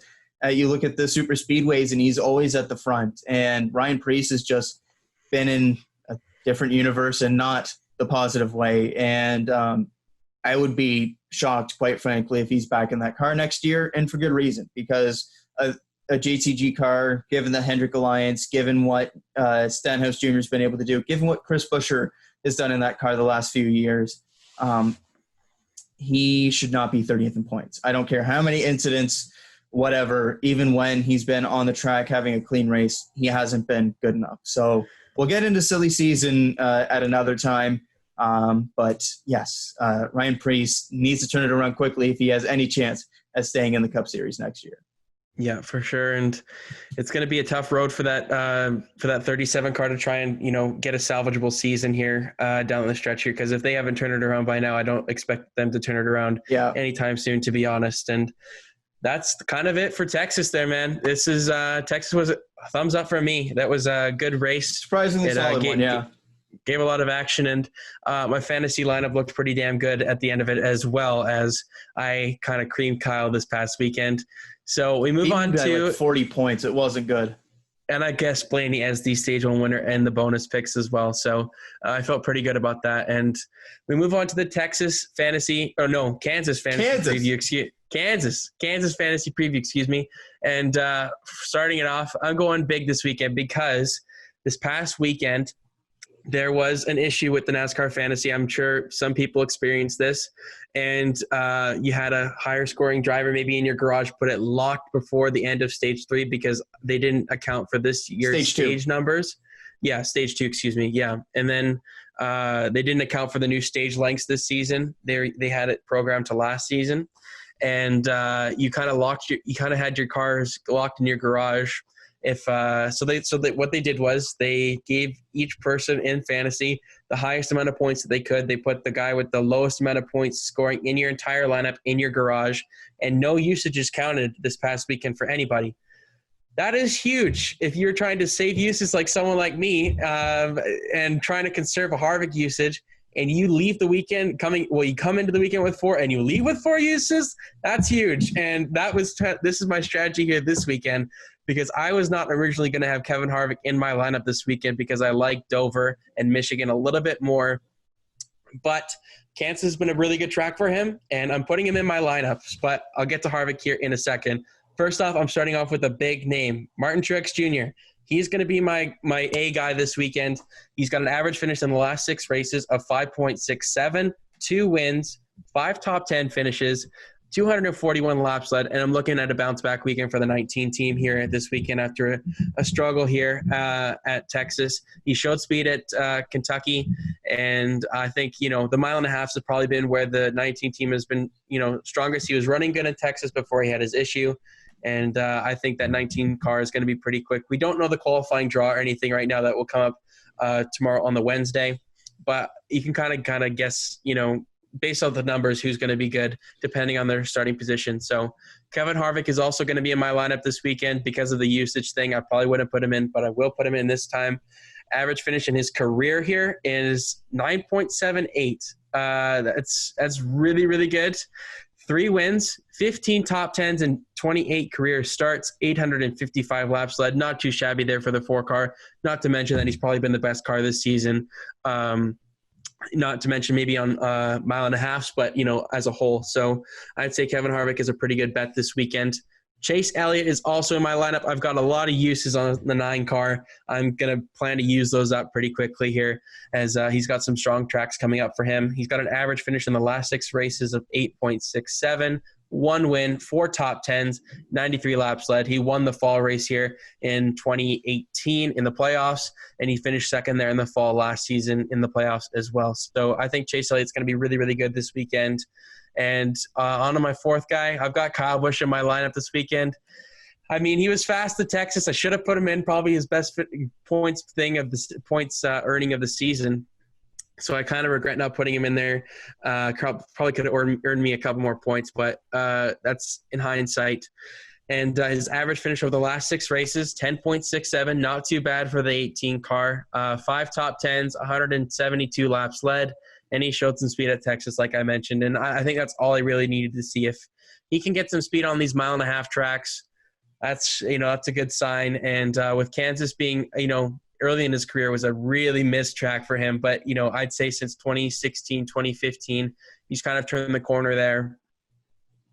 And I think the 18 car will be pretty fast this weekend. 5th, I've got Denny Hamlin. I think, he's going to turn it around this weekend. He had a rough weekend at Texas and Kentucky. So 2 rough weekends for the 11 car. It won't last that long. He's been super fast this season. I think he's going to get back on maybe even a winning track this week. So in his last 6 starts, he's got an average finish of 10.67, so not too bad. 3 top 10s, 158 laps led, and he's the fall race winner here. Been arguably the best car this season as well alongside Harvick. So I think that's my top 5. And for the garage, I'm going big names this weekend. I don't care. Ryan Blaney's going in my garage. Oh, wow. Okay. Oh, my. He's he doesn't have the numbers necessarily to back up what I'm trying to say here. Jeez, you weren't kidding when you were saying you were going big this week. Oh, my Lord. 1.5 mile tracks this season. He has been superb. I don't have the numbers on it because I was, there's a lot of numbers, but I can tell just based off of visual performance, he's been really, really good. He's going to be out for vengeance this weekend after Texas. And he's got an average finish, though, of 15.7, not the greatest, but he's got 5 top 10s and 10 starts, 156 laps led. And I think that 12 car is going to be really, really fast this weekend. Penske may not be the greatest around this track. I just have a funny feeling that Ryan Blaney could be in contention for the win here this weekend. I'm going big names this weekend because of the fantasy glitch this past week, and I probably would have played it a bit more conservative if not for that. But I figured, why not go big this weekend? If it bites me, it bites me. But I think, most of these guys will likely perform, get you a lot of points. I don't know if everybody else is in the same usage spot as I am. I've played it pretty conservative, try to be pretty equal with my usages. No one's under 4 usages for me, so I think I'm feeling pretty good here down the stretch in the regular season. Some honorable mentions. There's quite a few this week. Alex Bowman, I think he could maybe turn that ship around in that 88 car. He's had a really rough stretch here, I think of at least 2.5 months. He's fallen outside of that top 8 points where he seemed pretty solid there early on. and he seemed like a championship contender. He's almost become an afterthought to an extent now for some people. I think the 88 car may turn it around this weekend, especially after Hendrick having a rough weekend at Texas. Brad Keselowski could be another one. He's got some pretty solid numbers there this weekend. He's got better numbers than his teammate Ryan Blaney, but I just like Blaney's speed overall this season. I'm kind of basing it off of that than previous track history. Tyler Reddick and Christopher Bell, the two rookies, I'm saying either one of them could be in your lineup this weekend. Reddick maybe more so because of his recent history there, and he finished 9th in his first career Cup start basically here, like Kyle mentioned earlier on. And Christopher Bell got his first career Xfinity Series win here back in, I think it was 2017. So he's got some speed. He knows how to get around here. And don't be surprised if those two guys, now that they're in solid points positions, can start pretty well, get a good starting position with the draw, and work their way up and getting some stage points there as well for you. Kurt Busch is another one. He's got some solid numbers here at Kansas. I think, he could be in there as well. I'm just going with the bigger names this weekend instead of maybe the numbers like in previous weeks. I mean, Eric Almirola also, he doesn't have the greatest numbers around here, but dang, is that car been fast really good. And he's basically guaranteed a top 4 starting position with these stupid draws. So I think he could get you stage points as long as he doesn't do a blending violation this weekend. And Almirola could go in your lineup as well, because based off of the past month and a half, that 10 car has been really, really fast. So it's a pretty good bet that he will continue that speed this weekend. To stay away from this weekend, Joey Logano is one of them for me. He's not run particularly well here at Kansas. Obviously, the first thing that comes to mind for me anyways, as a Kyle Busch fan, is that big wreck in 2013 between him and between Busch and Logano there in turn 3 and 4, where they had that massive collision. But other than that, Logano hasn't really had too much speed here other than that, otherwise. So I think that 22 car is one you're going to want to stay away from. William Byron is another one. I know he's in a playoff bubble race. It's going to be really, really tight for them. I just don't think Kansas is the track for them to turn it around this weekend. And Matt Defenedetto, I know that may seem a little bit of a shocker. He's been really, really good lately, especially at Kentucky. He showed a lot of speed, and at Texas he showed a lot of speed as well before that incident with Quinn Houff. So, but I know he's been in lesser equipment over his career here at Kansas. I don't know why I keep getting them mixed up, but at Kansas. But I don't know I think when you have, a lesser equipment, you usually perform at the tracks that you excel at, and the numbers don't really support that here this weekend. In some other cases, the stats have kind of backed up his running position. So Matt Defenedetto, I'd stay away from this weekend. I think he's probably a better bet maybe later on, especially at Michigan. I'd say, the Fords are always really strong around there. So those are my 3 to stay away from this weekend. Obviously, Jimmy Johnson is a notable admission. I don't really have a feel for Jimmy this weekend at Kansas. He could turn it on. He could be fast. He could just be, 15th. And Eric Jones is another one. I don't know I just don't really feel like Eric Jones may have the best weekend here this weekend. He may have some solid numbers, but I don't think he's going to outperform the 6 that I have in my lineup. So I'm curious to see what you've got, Kyle, because I went all out. I'm curious if you did. If any more points. Yeah, I went all out. What can I say? You went all out to the point where in our lineup, I've only got 2 of the 6 that you named in your lineup, which is usually a bit different because usually we have at least 3 or 4 overlapping and then a couple differences. So this has got a big potential Thursday night to have quite the discrepancy Thursday in our finishes. I do have Kyle Busch in my lineup. I was very impressed with the speed they showed this past weekend, especially given the issue that they had having to drive through the grass and still being able to have such a solid finish and that speed on top of Kyle Busch being very good here. He's definitely in my lineup, as is Martin Truex Jr. I think those two are going to be very, very strong contenders for the win this weekend. Or sorry, not this weekend, this Thursday night. Truex Jr., as you mentioned, 2 wins here in the last 10 for me. 2 other top 5s, 8.3 average finish in these last 10 races. He's the other guarantee in my lineup. But here's where we differ. You're going all out.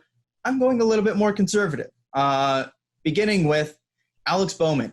He was very, very strong here last year, finished 2nd in the May Kansas race and finished 11th just outside the top 10 in the October race as well. He's been very strong here in the 5 races in Hendrick equipment. He's got 1 top 5 and 2 top 10s as well for an average finish of 9.4. I think he's going to be very strong this weekend, have a bit of a rebound after getting some early results in the stages, but then falling into some issues and getting into a couple incidents later on. Somebody I'm surprised you don't have is Kurt Busch. You mentioned him in the honorable mentions, but he has been superb at this track recently. In the last 10 races, 3 top 5s, 4 other top 10s for an average finish of 8.8. And looking at last year, a 7th place finish in May, a 4th place finish in October. Strong last year, strong over his career here. He's in my lineup as well. I mentioned him earlier, Tyler Reddick. He had one career start at a 1.5 mile track in the Cup Series coming into the season. That was at Kansas, and he finished 9th. His first ever race at a 1.5 mile, and he finished 9th in RCR equipment last year, which was far worse than RCR equipment. This year, I'm keying in on Tyler Reddick as a potential underdog win candidate this Thursday night. He is for sure in my lineup, and I'm expecting big things from Reddick this week. Finally, you didn't mention him at all, and this is a guy that we kind of disparaged a little bit during this show, but I think he could have a surprisingly solid finish this week, and that's Clint Bowyer. Doesn't necessarily have the greatest numbers Kansas. here. Hasn't necessarily been the greatest here over the last 10, just the 1 top 5 and 2 top 10s, an average finish of 17.5.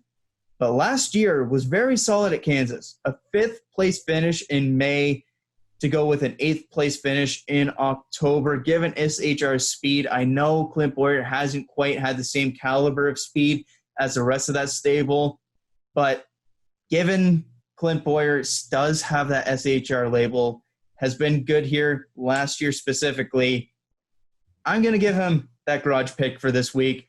I don't know how that's going to go just based off of kind of how negative their season has been these last few weeks. But you know what? It's not like I'm going to run out of usages on Clint Bowyer, so I'm going to take the swing on him, a little bit more conservative this week, very much in contrast to your all-out lineup. And I'm very interested to see how that's going to go, because it's either going to look very bad for me or very bad for you using up some key usages. So I'm excited to see how that goes. But one other guy that I'm interested to see how he does this Thursday night, Ricky Stenhouse Jr. He has 3 11th place finishes at this track in his career for Jack Roush, and doesn't have the top 10s and whatnot to go with it, but 3 just on the outside there. And we've seen when JTG has a good car, they've been very competitive. I remember at Charlotte, Stenhouse was up in the top 5 for much of that race on speed. So Stenhouse has been very solid at this track. Maybe doesn't have the stats that stand out to you because he doesn't have the top 10s, the top 5s or anything, but 12th overall in average finish in the Cup Series heading into this race at this track. Not going to be in my lineup by any means, but I'm excited to see what Stenhouse can do in that JTG equipment at this Kansas race, because they've kind of faltered a little bit these last few weeks since that Talladega race. They were up in that top 20 in points. They've fallen back to 23rd with some success that we've seen behind them with Cole Custer, with Christopher Bell, with Chris Buescher having a few good finishes as well. So I think this could be a bit of a bounce back week for Stenhouse Jr. Maybe get a surprise top 10 that maybe some people aren't expecting out of him. Yeah, this is a wide open week as well, like Texas. I don't know why. Just a reminder to everybody, it is Thursday night, this race. I don't know why it is Thursday night. I guess makes NBC no sense, but oh well. NBC wants a prime time, I guess, a midweek race, I guess you can say, and they're getting it this week. So it's going to be interesting. So make sure you remember that it is a Thursday night race. I'm sure it won't get the viewership that it usually would on a Saturday or Sunday. So it'll be interesting to see the numbers when that comes out next week. So with that kind of concludes our Kansas fantasy preview. Lots of options. You can go either way. I'm going all out based off of the glitches. Yeah, you are. I'm taking full advantage of NASCAR Fantasy's mistakes. So with that, we can kind of quickly get into the Xfinity Series and the Truck Series from this past weekend. It was the Kyle Busch show in both series. He ran the triple header this past weekend. Kyle Busch wins both races. Oh, no, he doesn't. He did not. Kyle Busch did win the Xfinity race. He crossed the line first but he gets disqualified in post-race tech. They found the rear of the car to be too low.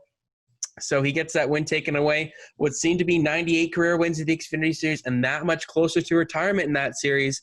NASCAR wants him to race that little bit longer and make everybody else on Twitter that much more upset. So that's their fault for making him disqualified. He stays at 97 career wins in the Xfinity Series, and he's down to one race this season. And he'll be back next season to try and get to that 100. But if NASCAR has its way, I'm sure that they're just going to disqualify him even if there isn't anything wrong with the car. So as a result, Austin Cindric wins the race at Texas. His third straight win in a row after winning the doubleheader at Kentucky last week. He gets his third career oval win as well, third win this season. And he's putting himself into a nice little championship contention there with the playoff points as well. It's, I mean, not to say, like, the 22 car was really, really strong. Cindric had a great day, and he deserved the win if Kyle wasn't in the race on Saturday. And with the way the schedule was lining up this weekend, the Xfinity race was in the afternoon in the dry heat, and the truck race was in kind of the muggy night. And also in the Xfinity race, quickly, the Austin Cindric, Justin Allgaier pit road incident there where he crossed the line. We kind of mentioned it a little bit earlier, what Almirola did, Allgaier did the day prior, and it was a costly mistake for him. He seemed to be in contention for the win there. Him and Cindric were having a really good battle there. So it'll be interesting to see if Allgaier can recover here at Kansas, because he still has yet to win this season, and it seemed like Texas may have been the place where he could have done it. Also, Noah Gragson had a very rookie move this past weekend. He wrecked Riley Herbst in the first 5 laps. I'm sure that was an uncomfortable moment for Dale Earnhardt Jr. in the booth watching his driver, pull a very well, even then, those two guys are, I believe, both from Vegas, and they know each other as well. So just an unusual incident there. Gregson's had a couple rough weeks here since those Homestead races, I'd say, where he was dominant and, didn't look like he could be beat. He's had some pretty immature and amateur moves the past couple of weeks in terms of what he's done on the track and, throwing punches last weekend. So, Noah Gragson has had a couple rough weeks here, and I think that deserves to be mentioned. So, what seemingly seemed like he could be in contention maybe for the 48 car, maybe not so much over the past couple of weeks. I think he might need another year in Xfinity Series this season. So Kyle Busch will be out for redemption after the Xfinity race after learning that his car was disqualified. He went out there and dominated the truck race, not without some competition from his teammate Christian Eckes. Christian Eckes put up a damn good fight. That kid's pretty solid, and I think Kyle probably felt good that his equipment for the first time in a couple seasons here was actually competitive with him, with Harrison Burton and Todd Gilliland kind of being a letdown in the truck series the past couple of seasons and not getting the wins that we're accustomed to seeing for Kyle Busch Motorsports, with Eric Jones, William Byron, Christopher Bell all coming up through the ranks at that stable. And, I'm sure it was a welcome sight to see that Kyle Busch could actually compete against one of his teammates for the first time in what seems like a very long time. So he wins another truck race. I know people are probably going to be upset about that, but any momentum for Kyle Busch right now is probably deserved because he's not winning on Sunday. So winning on Saturday, maybe be that extra boost. He was in contention for a sweep there until, I think he would have said if he won the race on Sunday, he would have swept the weekend. But, it is what it is for Kyle Busch. The luck just seems to not be on his side for some things, and good for him to get the Truck Series race. Oh, I'm sure you feel so sad about that, hey? But that kind of concludes the Xfinity and Truck Series race. Props to Christian Eckes, though. He's finished second. He's after a slightly slow start to the season, up into fourth in the standings. Just a few points out of second place in punching distance of first in the regular season standings. And, as you mentioned, given the struggles that Kyle Busch Motorsports, given the struggles that Kyle Busch Motorsports had last year in the series, it's good to see one of those trucks back in contention once again. Raphael Lessard, the Canadian, has had a really, really rough transition, has not been good at all, but it's good to see Christian Eckes up there. And just a reminder that we're 1 year away from a full season of Chandler Smith and that dominance, and that's going to be very fun as well.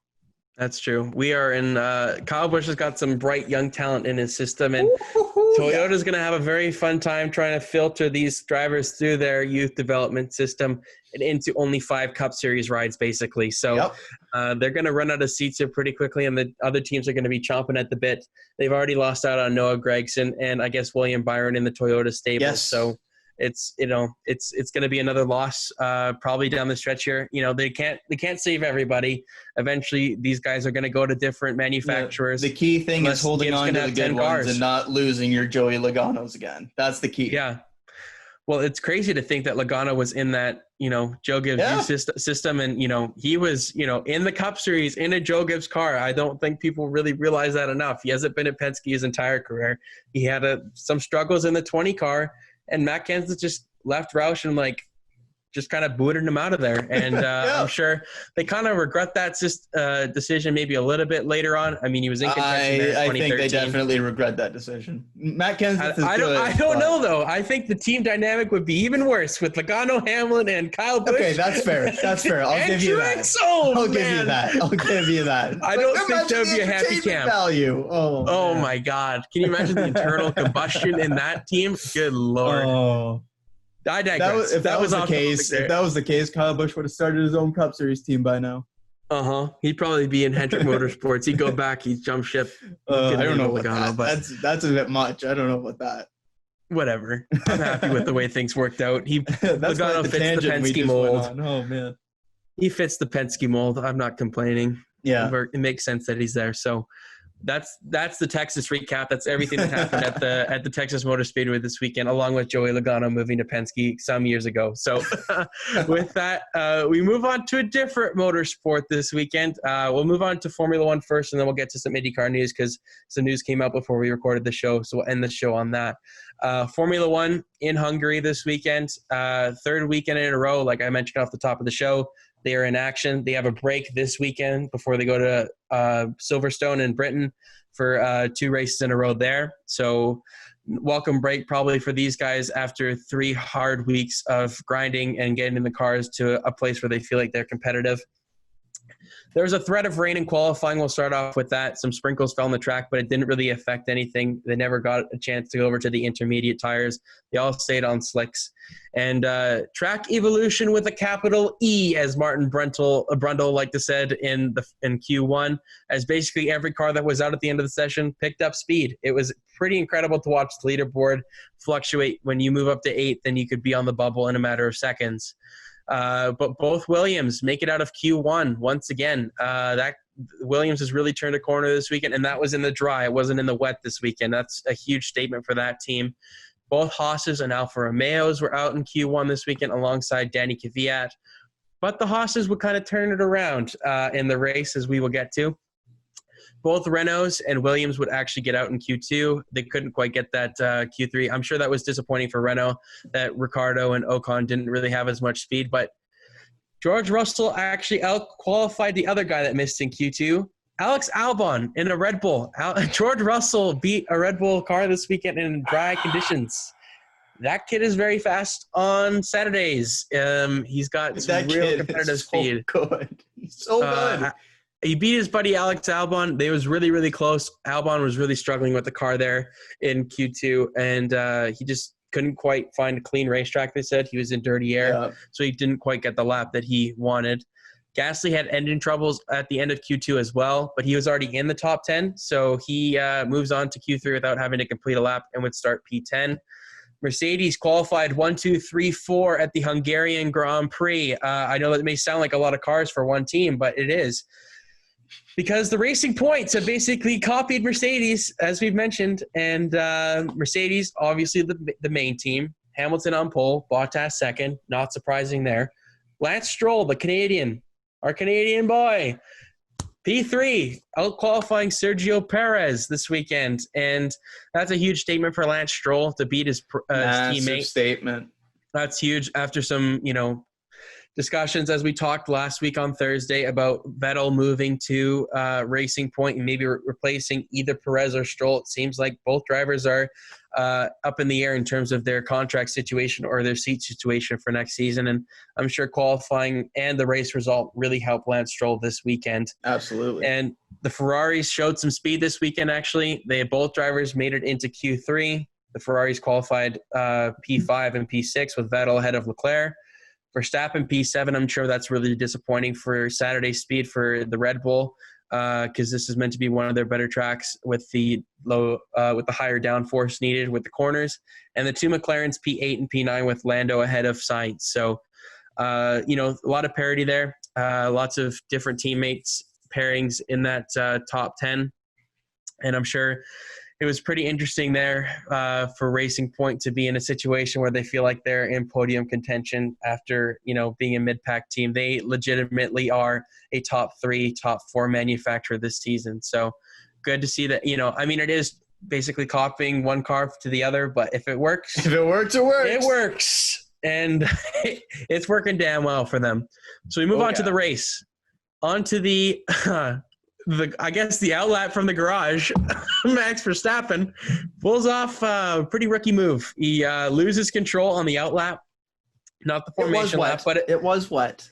It was on intermediate conditions, but it's not the formation lap. It's the outlap from the garage to get the cars around the track to the grid. So you're not really meant to, the grid lap or something? You're not meant to be pushing the car at all. You're just meant to do like a systems check just to see that the car makes it back. And Verstappen, I don't know why, the car just locked up and the left front tire just locked. And it's not like the dry conditions where you can kind of correct it and just basically stop the car.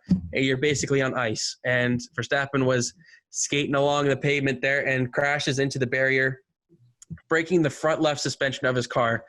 And what they usually leave the garage about 25 minutes before lights out or before they have to go to the formation lap. It's not that much time. It's just meant the cars to get to the grid, get everybody there, the festivities, they do the national anthem kind of thing, yada, yada, yada. But this was a time crunch. This is probably the most stressful 25 minutes the Red Bull mechanics have ever had to do. And they somehow, I don't know how, I watched the time lapse of this. It's one of the most impressive things I've ever seen in motorsport. Red Bull fixed an entire left front suspension of Max Verstappen's car with 20 seconds left before they had to put the tire blankets on the tires and leave the grid.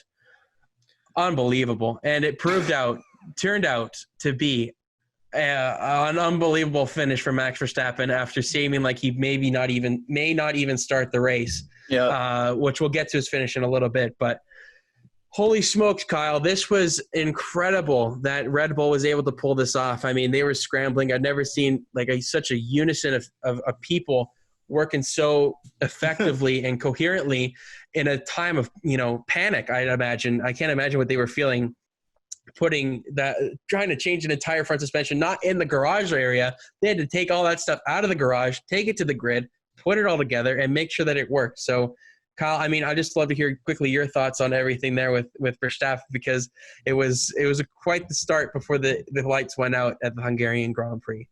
Well, I can safely say that I don't think we'll see that anytime soon again. And that was just an excellent, excellent example of just how talented and skilled the people that work on these Formula One cars are. These are the top mechanics in the world, and the fact that they were able to do this in that amount of time is insanity. They fixed a front left suspension and changed the front wing in 25 minutes. That's mind-blowing. I can't fathom how much talent and cohesion that takes to be able to do that. And the fact that they were able to not only get it done, but for it to last the entire race and finish on the podium as well, that's just incredible. Yeah, it's truly a sight to behold. And it gave him a P2. We'll just say it right here. It gave him second place. Valuable points for the Red Bull team. And Verstappen just outperforming, I think, what that car is capable of, and it's probably more suited to his driving style more so than Alex Albon's as well. So Verstappen putting in a clinical performance after his mistake. He made up for it, that's for sure, and finishes P2 at the Hungarian Grand Prix. I think a lot more action actually happened before the race than it did actually in the race. And as they're on the formation lap, the two Haas's starting on full wets. And they come down pit road after the formation lap, and they come and put dries on. So quite the switch for the Haas team, but it paid off for them tremendously there. That strategy call to put on dries at the beginning of the race was key to their success in the race.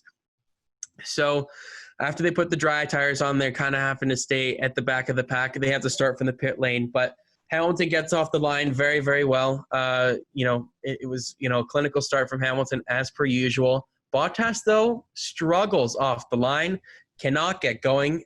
They all started on intermediates, all the leaders. Haas were the only ones on dry tires. So Bottas falls way back. I think he falls back to, P7, P6, something like that. Verstappen with an incredible start up to P3, Stroll up to P2 in the Racing Point. So a very clinical start there from those three drivers. And it was very quickly, just like that, a dry race, because after less than 5 laps, every single driver was on dry tires. But unfortunately for Sebastian Vettel, Ferrari didn't want to release him in the pit lane, so he lost a lot of track position that way, having to wait for cars because of just the way, how close everything was at the beginning of the race. You're not going to have that separation, and you can't lose a lap really in terms of leaving it too late to pit the dries, because the dries are already faster, as Haas would prove. So also on that pit sequence, Nicholas Latifi and Williams would give him an unsafe release. He had such a great start to the race, moving up to P10 by the time he had pitted, and they let him out when he shouldn't have been let out. And Carlos Sainz was right there and gave Nicholas Latifi a puncture right at the exit of pit road, so he literally had to go around the entire track with a puncture. And he would later spin, ended up 3 laps down, totally ruined his race after having a very, very good start. So very upsetting for the other Canadian on the grid. Williams just can't catch a break. It's just that little kind of thing like that can really cost them at getting, maybe not even points, but, a top 14 run. That's all they kind of really need to prove that they have moved on from the last 2 seasons of disappointment for that team. So a chaotic kind of first 5 laps there for the Hungarian Grand Prix. Lots of action there, lots of cars coming down pit road, getting the fresh tires, like I said. And then after that, not too much happened. There's a couple of battles there. Norris and Leclerc had a couple of good battles. There seemed to be a thud of rain every 8 minutes that they kept on reporting. No rain ever came back to the track. So it just stayed dry the entire time. Hamilton was on rails. That guy, when he's behind the wheel of a car, and that thing is set up, and it as fast as that Mercedes is, he's unstoppable, literally unstoppable. And he built up an entire pit stop gap and then some over Max Verstappen to where he could come down pit road at the end of the race and pit for fresh soft tires to get the fastest lap of the race and still have a 9-second gap by the end of the race. Unbelievable stuff from that Mercedes team. I think that goes back to the shop at Brackley and the entire engineering staff there, bringing a car that's probably the most dominant thing I've ever seen in any form of motorsports. It's the most dominant they've ever been in this turbo hybrid era, for sure. No competition really in terms of speed. I know Racing Point's there. Max Verstappen finishes ahead of Bottas in third. Bottas would eventually get up there after passing Stroll. Stroll finished P4. But Hamilton and that Mercedes car, Bottas was chasing down Verstappen. He was much faster than him. Verstappen is literally getting every ounce every ounce that he can out of that Red Bull. And, it's tough to kind of be an F1 fan right now because it is so dominant at the front. There's no Ferrari there to really battle with him. Ferrari is a 5th place car right now. They're not faster than that. They got lapped in this race. Hamilton lapped up, I think, almost Albon in P5 when they were battling with Vettel, and then he pitted, and then Albon finished on the lead lap. Only 5 cars finished on the lead lap in this race. It was insane. The Haas's, like I said, their strategy worked out. Finished P9 really cool for Magnussen. They never would have finished even close to that if they had started on the intermediates and started at the back of the pack, like where they qualified. Grosjean just didn't quite have it. Finished, I think, P13 it was for him, out of the points. So with that, I mean, Hamilton's going after his 7th championship here. He's probably going to get it. It's almost inevitable at this point. He's going to tie for Schumacher this season. He's going to break a lot of Schumacher's records, and it's insane to watch what Hamilton is able to do behind the wheel of a Formula One car. Renault, again, launched a protest after the race at Racing Point 2 weekends in a row because they think that car is, illegal to an extent or cheating or whatever you want to say about it. So the results of those, protests will come eventually. We'll bring that to you whenever the FIA decides to hand out a penalty. Actually decided. And quickly, Lando Norris helping McLaren take apart the car. What a heartwarming moment. I love that kid. He's unbelievable. I mean, Kyle, I know. Twitch streamer making it in Formula One. Unbelievable. The kid's unbelievable. Yeah. He's great behind the wheel of a car. He knows what he's doing. Obviously, the McLaren didn't have as much speed this past weekend as it did in Austria, but I think they can take it as a bonus that they've had the amount of speed that they've had. So, Kyle, I'd just love to get your thoughts really quickly on the Formula One race. Not too much to really dissect there. Yeah, Mercedes looking dominant as per usual. Yeah, just another Lewis Hamilton masterclass. He was dominant all weekend long, and when we had thought that maybe Red Bull would be able to challenge them at the Hungaroring, no, they did not. Albon really struggled all weekend long, found a little bit of race pace to get up into P5, P6 area, but yeah, Verstappen tried his hardest, but was just no match for the Mercedes. Was able to beat Bottas. I was expecting a bit of a better weekend from him, a bit disappointed in the results from Bottas, but a bit of a disappointing Hungary Grand Prix. Not the greatest of tracks in the world, but was really cool to see two Canadians make it out of Q1 for the first time ever. First time two Canadians have started on the grid that high up. Obviously, Lance starting up very, very high up in P3 there, and Latifi making it out of Q1 for the first time in his career. So that was really cool, but yeah, not the greatest Grand Prix. Was exciting to see Racing Point stay up there. Was great to see Lance be able to finish P4. And yeah, from here we move on to the doubleheader in Britain, and we'll see how that goes. Hopefully we'll match Austria, less of Hungary, especially with it being the back-to-back races at the same track. And that's basically about all you can really say out of this race. Not a whole lot to really talk about. It's kind of the same storylines: Mercedes dominance, Lewis being Lewis, Verstappen trying his damnedest, and Racing Point maybe being illegal, but also being fast. Yeah. And we've got some news on Twitter. I don't know if you want to get to you want to do that really quickly? Yeah, let's do it. NASCAR announces no practice or qualifying for the remainder of the 2020 season in all three national series. This is just breaking a couple minutes ago. I'm not happy about this. I'm not surprised.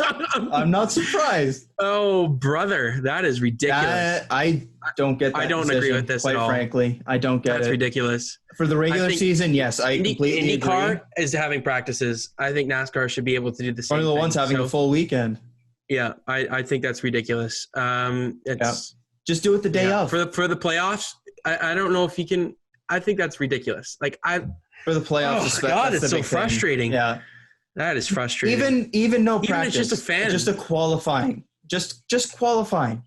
The day of. I don't get that decision for the playoffs, especially. There seriously should be. And they're saying that they're looking at maybe going to something else other than the random draw thing, which they should do for the playoffs. But I mean, come on, What do you do? Like a random draw for the drivers that are left in the playoffs at the front, but then. That's ridiculous. I don't like that decision at all. I don't get it. I don't know why this decision's being made 2 months ahead of the playoffs as well. I think you can probably leave that till a little bit later here. I don't get it, man. That's ridiculous. So you get our instant reaction here. Very frustrated. Man, you more so than me. It doesn't affect me as much. It much more affects you and your driver. What a terrible decision, NASCAR. Good Lord. I don't get it. All right. Well, this season is just taking a turn again. I mean, this no practice stuff has really helped some of these other teams to perform. I think, an advantage of Custer and Dillon performing has been because of no practice. I think, you got guys like Kyle Busch and, probably, Jimmy Johnson, even Matt Kenseth, who can't set up their cars the way they want to in practice and get the results that they need. That's got to be very, very frustrating news for these guys to hear this afternoon. So that's breaking news. And also Chad Knaus will not be on the box this weekend for William Byron because he's expecting his firstborn or secondborn, I think, child. He's expecting a kid. He's expecting a kid. Second child, yep. And Keith Rodden is the sub for William Byron on the pit box, which proves, I think, William Byron will not perform even more this weekend without Chad Knaus behind. Just mainly saying the likelihood of them succeeding is not super high and it's not worth the risk in your fantasy lineup, essentially. Bingo. That's how you say it. I don't want to disrespect. I don't want to disrespect the substitute, but I don't want to disrespect Keith Rodden. That's not my intention. I'm just saying that Chad Knaus is just so good at what he does. It does not seem like the cards are aligning for a successful week at Kansas. Okay. That's good. That's some good stuff there, Kyle. No practice or qualifying. Oh, man. All right. IndyCar, here we go. Doubleheader at Iowa, like we've said. Race 1 was definitely a lot better than race 2. Iowa, I love that track, man. It is so awesome. I love that IndyCar is racing on short tracks because, wild. I mean, you basically get lapped in a couple of minutes there. There's not too much time. Clean air is obviously important. And the back of the pack, in traffic, it's just, it's very difficult to make your way up through the pack. But Simon Pagenaud proved otherwise, as we will get to. Pagenaud started last and worked his way up to 13th on that first stint for himself, which was a good sign for that 22 car for Penske. And this will be a quicker recap of the races here at IndyCar. Will Power loses a wheel after making contact with the wall and not having the lug nut entirely secure on his pit stop, ending his day. And the tire actually bounced over the new aero screen this year, so that probably saved him from some sort of injury this season. Those tires are pretty damn heavy, even though they may look like they're a bouncing ball. They are very, very heavy, and if you get hit with one, it could do a lot of damage. So I'm sure Will Power was very thankful for the new aero screen, along with Rinus VeeKay and Colton Herta, after the Will Power incident on the ensuing restart, Colton Herta and Rinus VeeKay, the rookie, had a massive crash on the front stretch. Herta almost goes into the catch fence and kind of climbs over the right rear over top of Rinus VeeKay's car.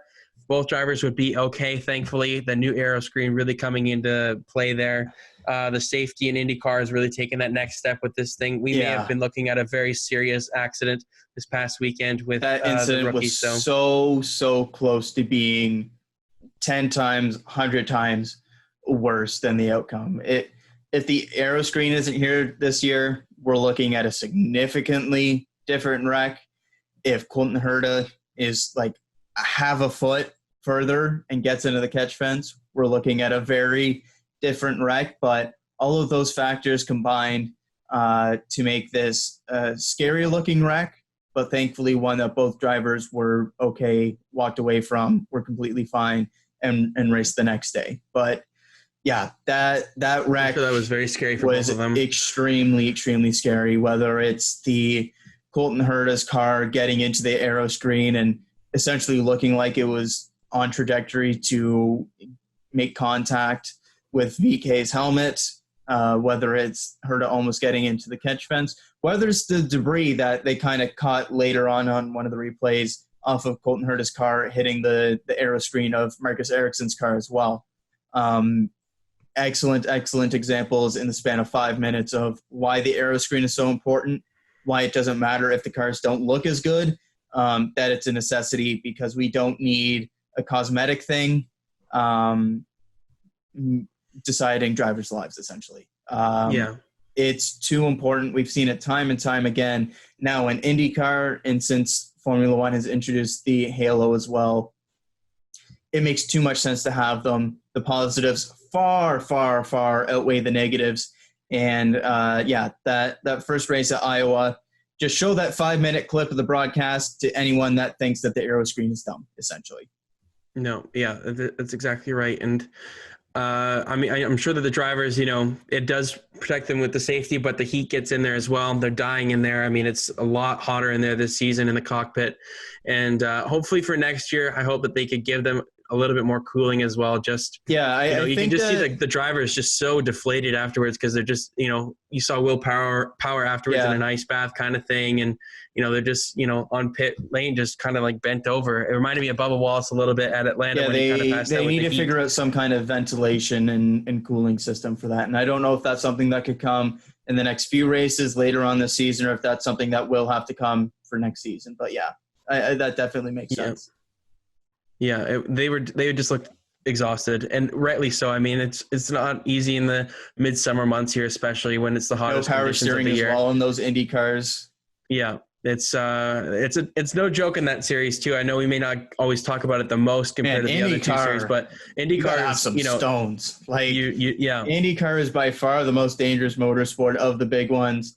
They're arguably even tougher to handle, especially on the ovals and how much aero and everything is involved. Like, IndyCar does not get the credit it deserves. No, well, it may not get the viewership. It definitely gives a good product. Outside of the Indy 500, obviously. Yeah, Indy 500, which we'll get to. Some news came out this morning about that as well. So Simon Pagenaud, as we move on from that wreck, would go from last to first and win the first race at Iowa this weekend, holding off Scott Dixon and Oliver Askew, earning his first career win, Oliver Askew earning his first career podium in his young IndyCar career. And for the first time this season, Chip Ganassi Racing did not win a race. It's pretty crazy to think that they've been, they're 5 races in, and that was the first time that, Ganassi hadn't won. That just proves how superior they have been to the start of the season. And Penske would actually sweep the weekend at Iowa. Really good weekend for them. Obviously Pagenaud going from last to first is an accomplishment in itself. I don't want to diminish that, but Newgarden on pole for the next race on the Saturday, dominates from pole, and he wins the race, and it wins the second Iowa race. And for the first time ever, the pole sitter won at Iowa. So 2 varying different races there. The pole sitter wins, the guy from last wins. So if you start in between there, you didn't win the race. That seemed to be the key to success. And also, Ryan Hunter-Reay had the same spin twice off of pit road there. He spun the tires kind of getting up to speed, and they showed on the broadcast the 2 spots where he'd hit. They're basically in the same spot. It was pretty funny to watch. I felt bad for him. The second time, not as lucky as the first. He broke the left front suspension, similar to Max Verstappen on his car. So Joseph Newgarden gets his first win of the season. Penske sweeps the weekend. I'm sure that was good. First win for Roger Penske since he's on the IndyCar Series and Indianapolis Motor Speedway. So IndyCar is starting to shape up there a little bit. Scott Dixon isn't off to, winning every single race. We're starting to get a little bit more competition there. Obviously, Hurt has had a bit of a couple tough races there. He didn't have the best finish on the Sunday either. So after having such a strong start to the season, like we've mentioned in the past couple of shows, he's really fallen off here in the point standing. So unfortunate for the young Colton Herta. So Kyle, do you have any thoughts on the Iowa race? I got to say, I didn't really watch the first IndyCar race. I did watch the second one, but do you have anything that I may have missed, or any other storylines that you found interesting from the Iowa doubleheader? Well, the main thing for me was just how impressive Oliver Askew was in that first race, and didn't have the greatest of starts to the season in his rookie campaign, but really showed some impressive speed in that Iowa race, and on fresh tires late in that race was able to drive his way through a lot of the top 10 and pass some guys. And for a second there, looked like he had the pace to get up and contend for that win, but the tires fell off just a little too quickly and didn't quite have enough time to cut that 6-7 second deficit down. But yeah, the big thing for me, obviously Penske finding their momentum here, but it's McLaren showing some speed again. Like, Pato O'Ward is 4th in the standings, and while he didn't have a standout weekend, he's shown consistency on both the road courses and the ovals, and that's key to being a contender in IndyCar. And obviously, you've got the 3 out front that you kind of expect. You've got Scott Dixon out front by still a decent margin, Simon Pagenaud now in second, and Joseph Newgarden in third. But Pato O'Ward there, the 21-year-old in fourth in standings, followed by Will Power and some of the other ones you would expect there. But yeah, very impressive weekend from McLaren, showing some consistent speed, but Penske really finding their groove this weekend here with both wins from Pagenaud and Newgarden as well. Yeah, for sure. It was a good weekend if you're a Penske fan in the IndyCar series. And, they seem to have found their speed a little bit, like you said. And that's only good things for the season here on out. But they are off this next weekend after a very, rough stint there. Very busy stretch, I should say, for the IndyCar series there.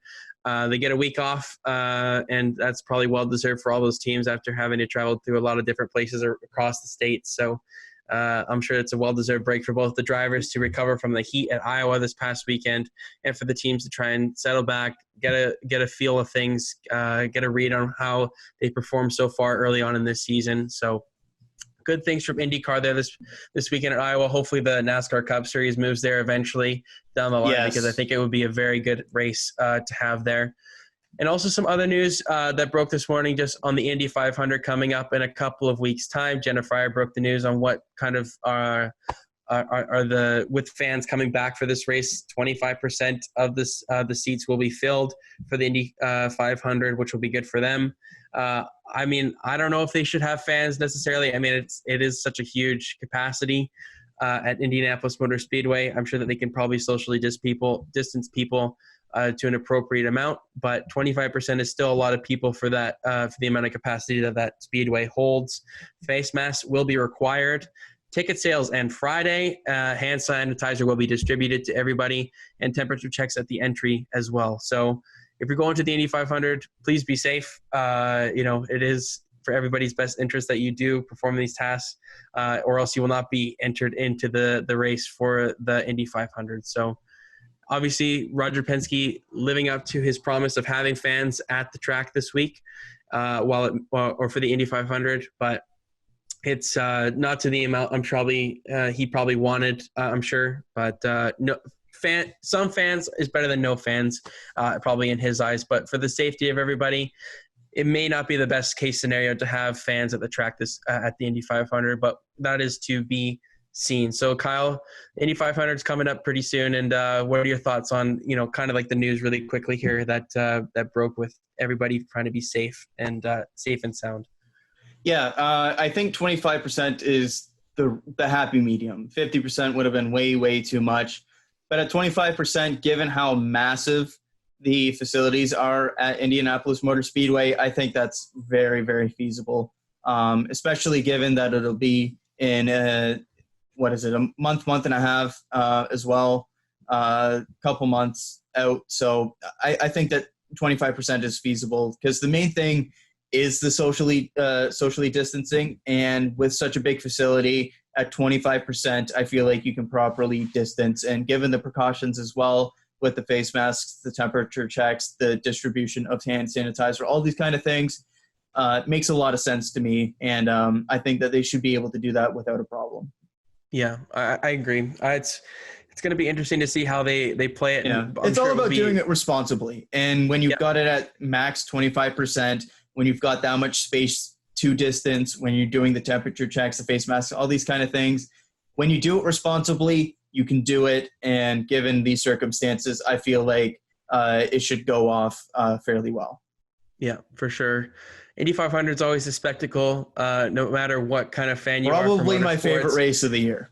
Really? Yes. Yeah. Wow, that's a big statement. I'm surprised by that. Yeah. I don't feel that way about it as strongly as you do. I'm sure I love the event itself. I think it's a great spectacle. Even if you don't even like racing, you should watch the race. But I wouldn't put that up there as my favorite race of the year. But that's very interesting that you said that. But that kind of concludes all of the breaking news and recaps and everything else that we talked about in this long show. I hope you guys if you have listened this far, thank you very much. Very, very busy week. Very, very busy week. Lots of stuff lots of stuff that has happened. And we go from all that to Kansas, and that's it. No. Yeah, a midweek race at Kansas with the Cup Series, and the Truck Series and Xfinity will also be in action, along with the ARCA Menard Series. Maybe we'll talk about that if we have time next week. I'm sure we will, because we won't have any really IndyCar or F1 stuff to really talk about. So Also, a silly season video and podcast will be coming soon enough. Hopefully, we'll get that done. Maybe this week. Probably not with the midweek race, but probably next week, I'd say, is probably the best time that we will get that done to get your silly season insight or, our predictions on where everybody in each series kind of can go. So lots of stuff still down the road here on the Green Flag. We now have an Instagram page, so go give that a follow. It's the Green Flag. It's we post content on there. We give a little bit of clips from the show, so you get to see our faces, our beautiful faces, and just our fantasy lineup, how we did this past weekend. We'll have that up for you from the Texas race. Some fantastic graphics from Lukas as well. Oh, thank you very much. I'll try and do a winner's graphic as much as I can, depending on which race maybe was the best of the weekend kind of thing. Ooh, okay. We'll kind of see how that goes down the line, but I'll try and get that as much effort as I can. But with other sports seemingly coming back here down the stretch here into the August going to be month, busy. We're going to be really busy as sport media students. So even though it's our summer break, sports is our job. So we got to take it very seriously and sit back and eat popcorn and drink water for the sporting events. And it's going to be a fun little stretch here down the summer months. So can't wait to bring that all to you guys on this platform. And we're now on Apple Podcasts as well. We got the news this week that it got through. So that's perfect. We are making this into a big thing. It's going to be the next big thing. Watch out, Eric Estep. We're coming for you. Don't call him out yet. Don't call him out. I'm kidding. We love you, Eric. It's a big inspiration for us, what you do. So with that kind of concludes everything this weekend. We will bring you all the stuff from Kansas Speedway this next week. We'll see when we decide to upload the podcast for that, because it is kind of a weird schedule this weekend. Weird time. I don't know if we're going to review a Thursday race on the Tuesday kind of thing, but we'll talk about that behind the scenes. But with that, thank you very much for listening. If you have listened this far, once again, we really appreciate it, whether you're listening on the streaming platform or on YouTube eventually. So thank you very much. And we will bring you all the action from Kansas Speedway and any other news that may break throughout the week next week. So enjoy the rest of your weekend, guys, and enjoy the racing.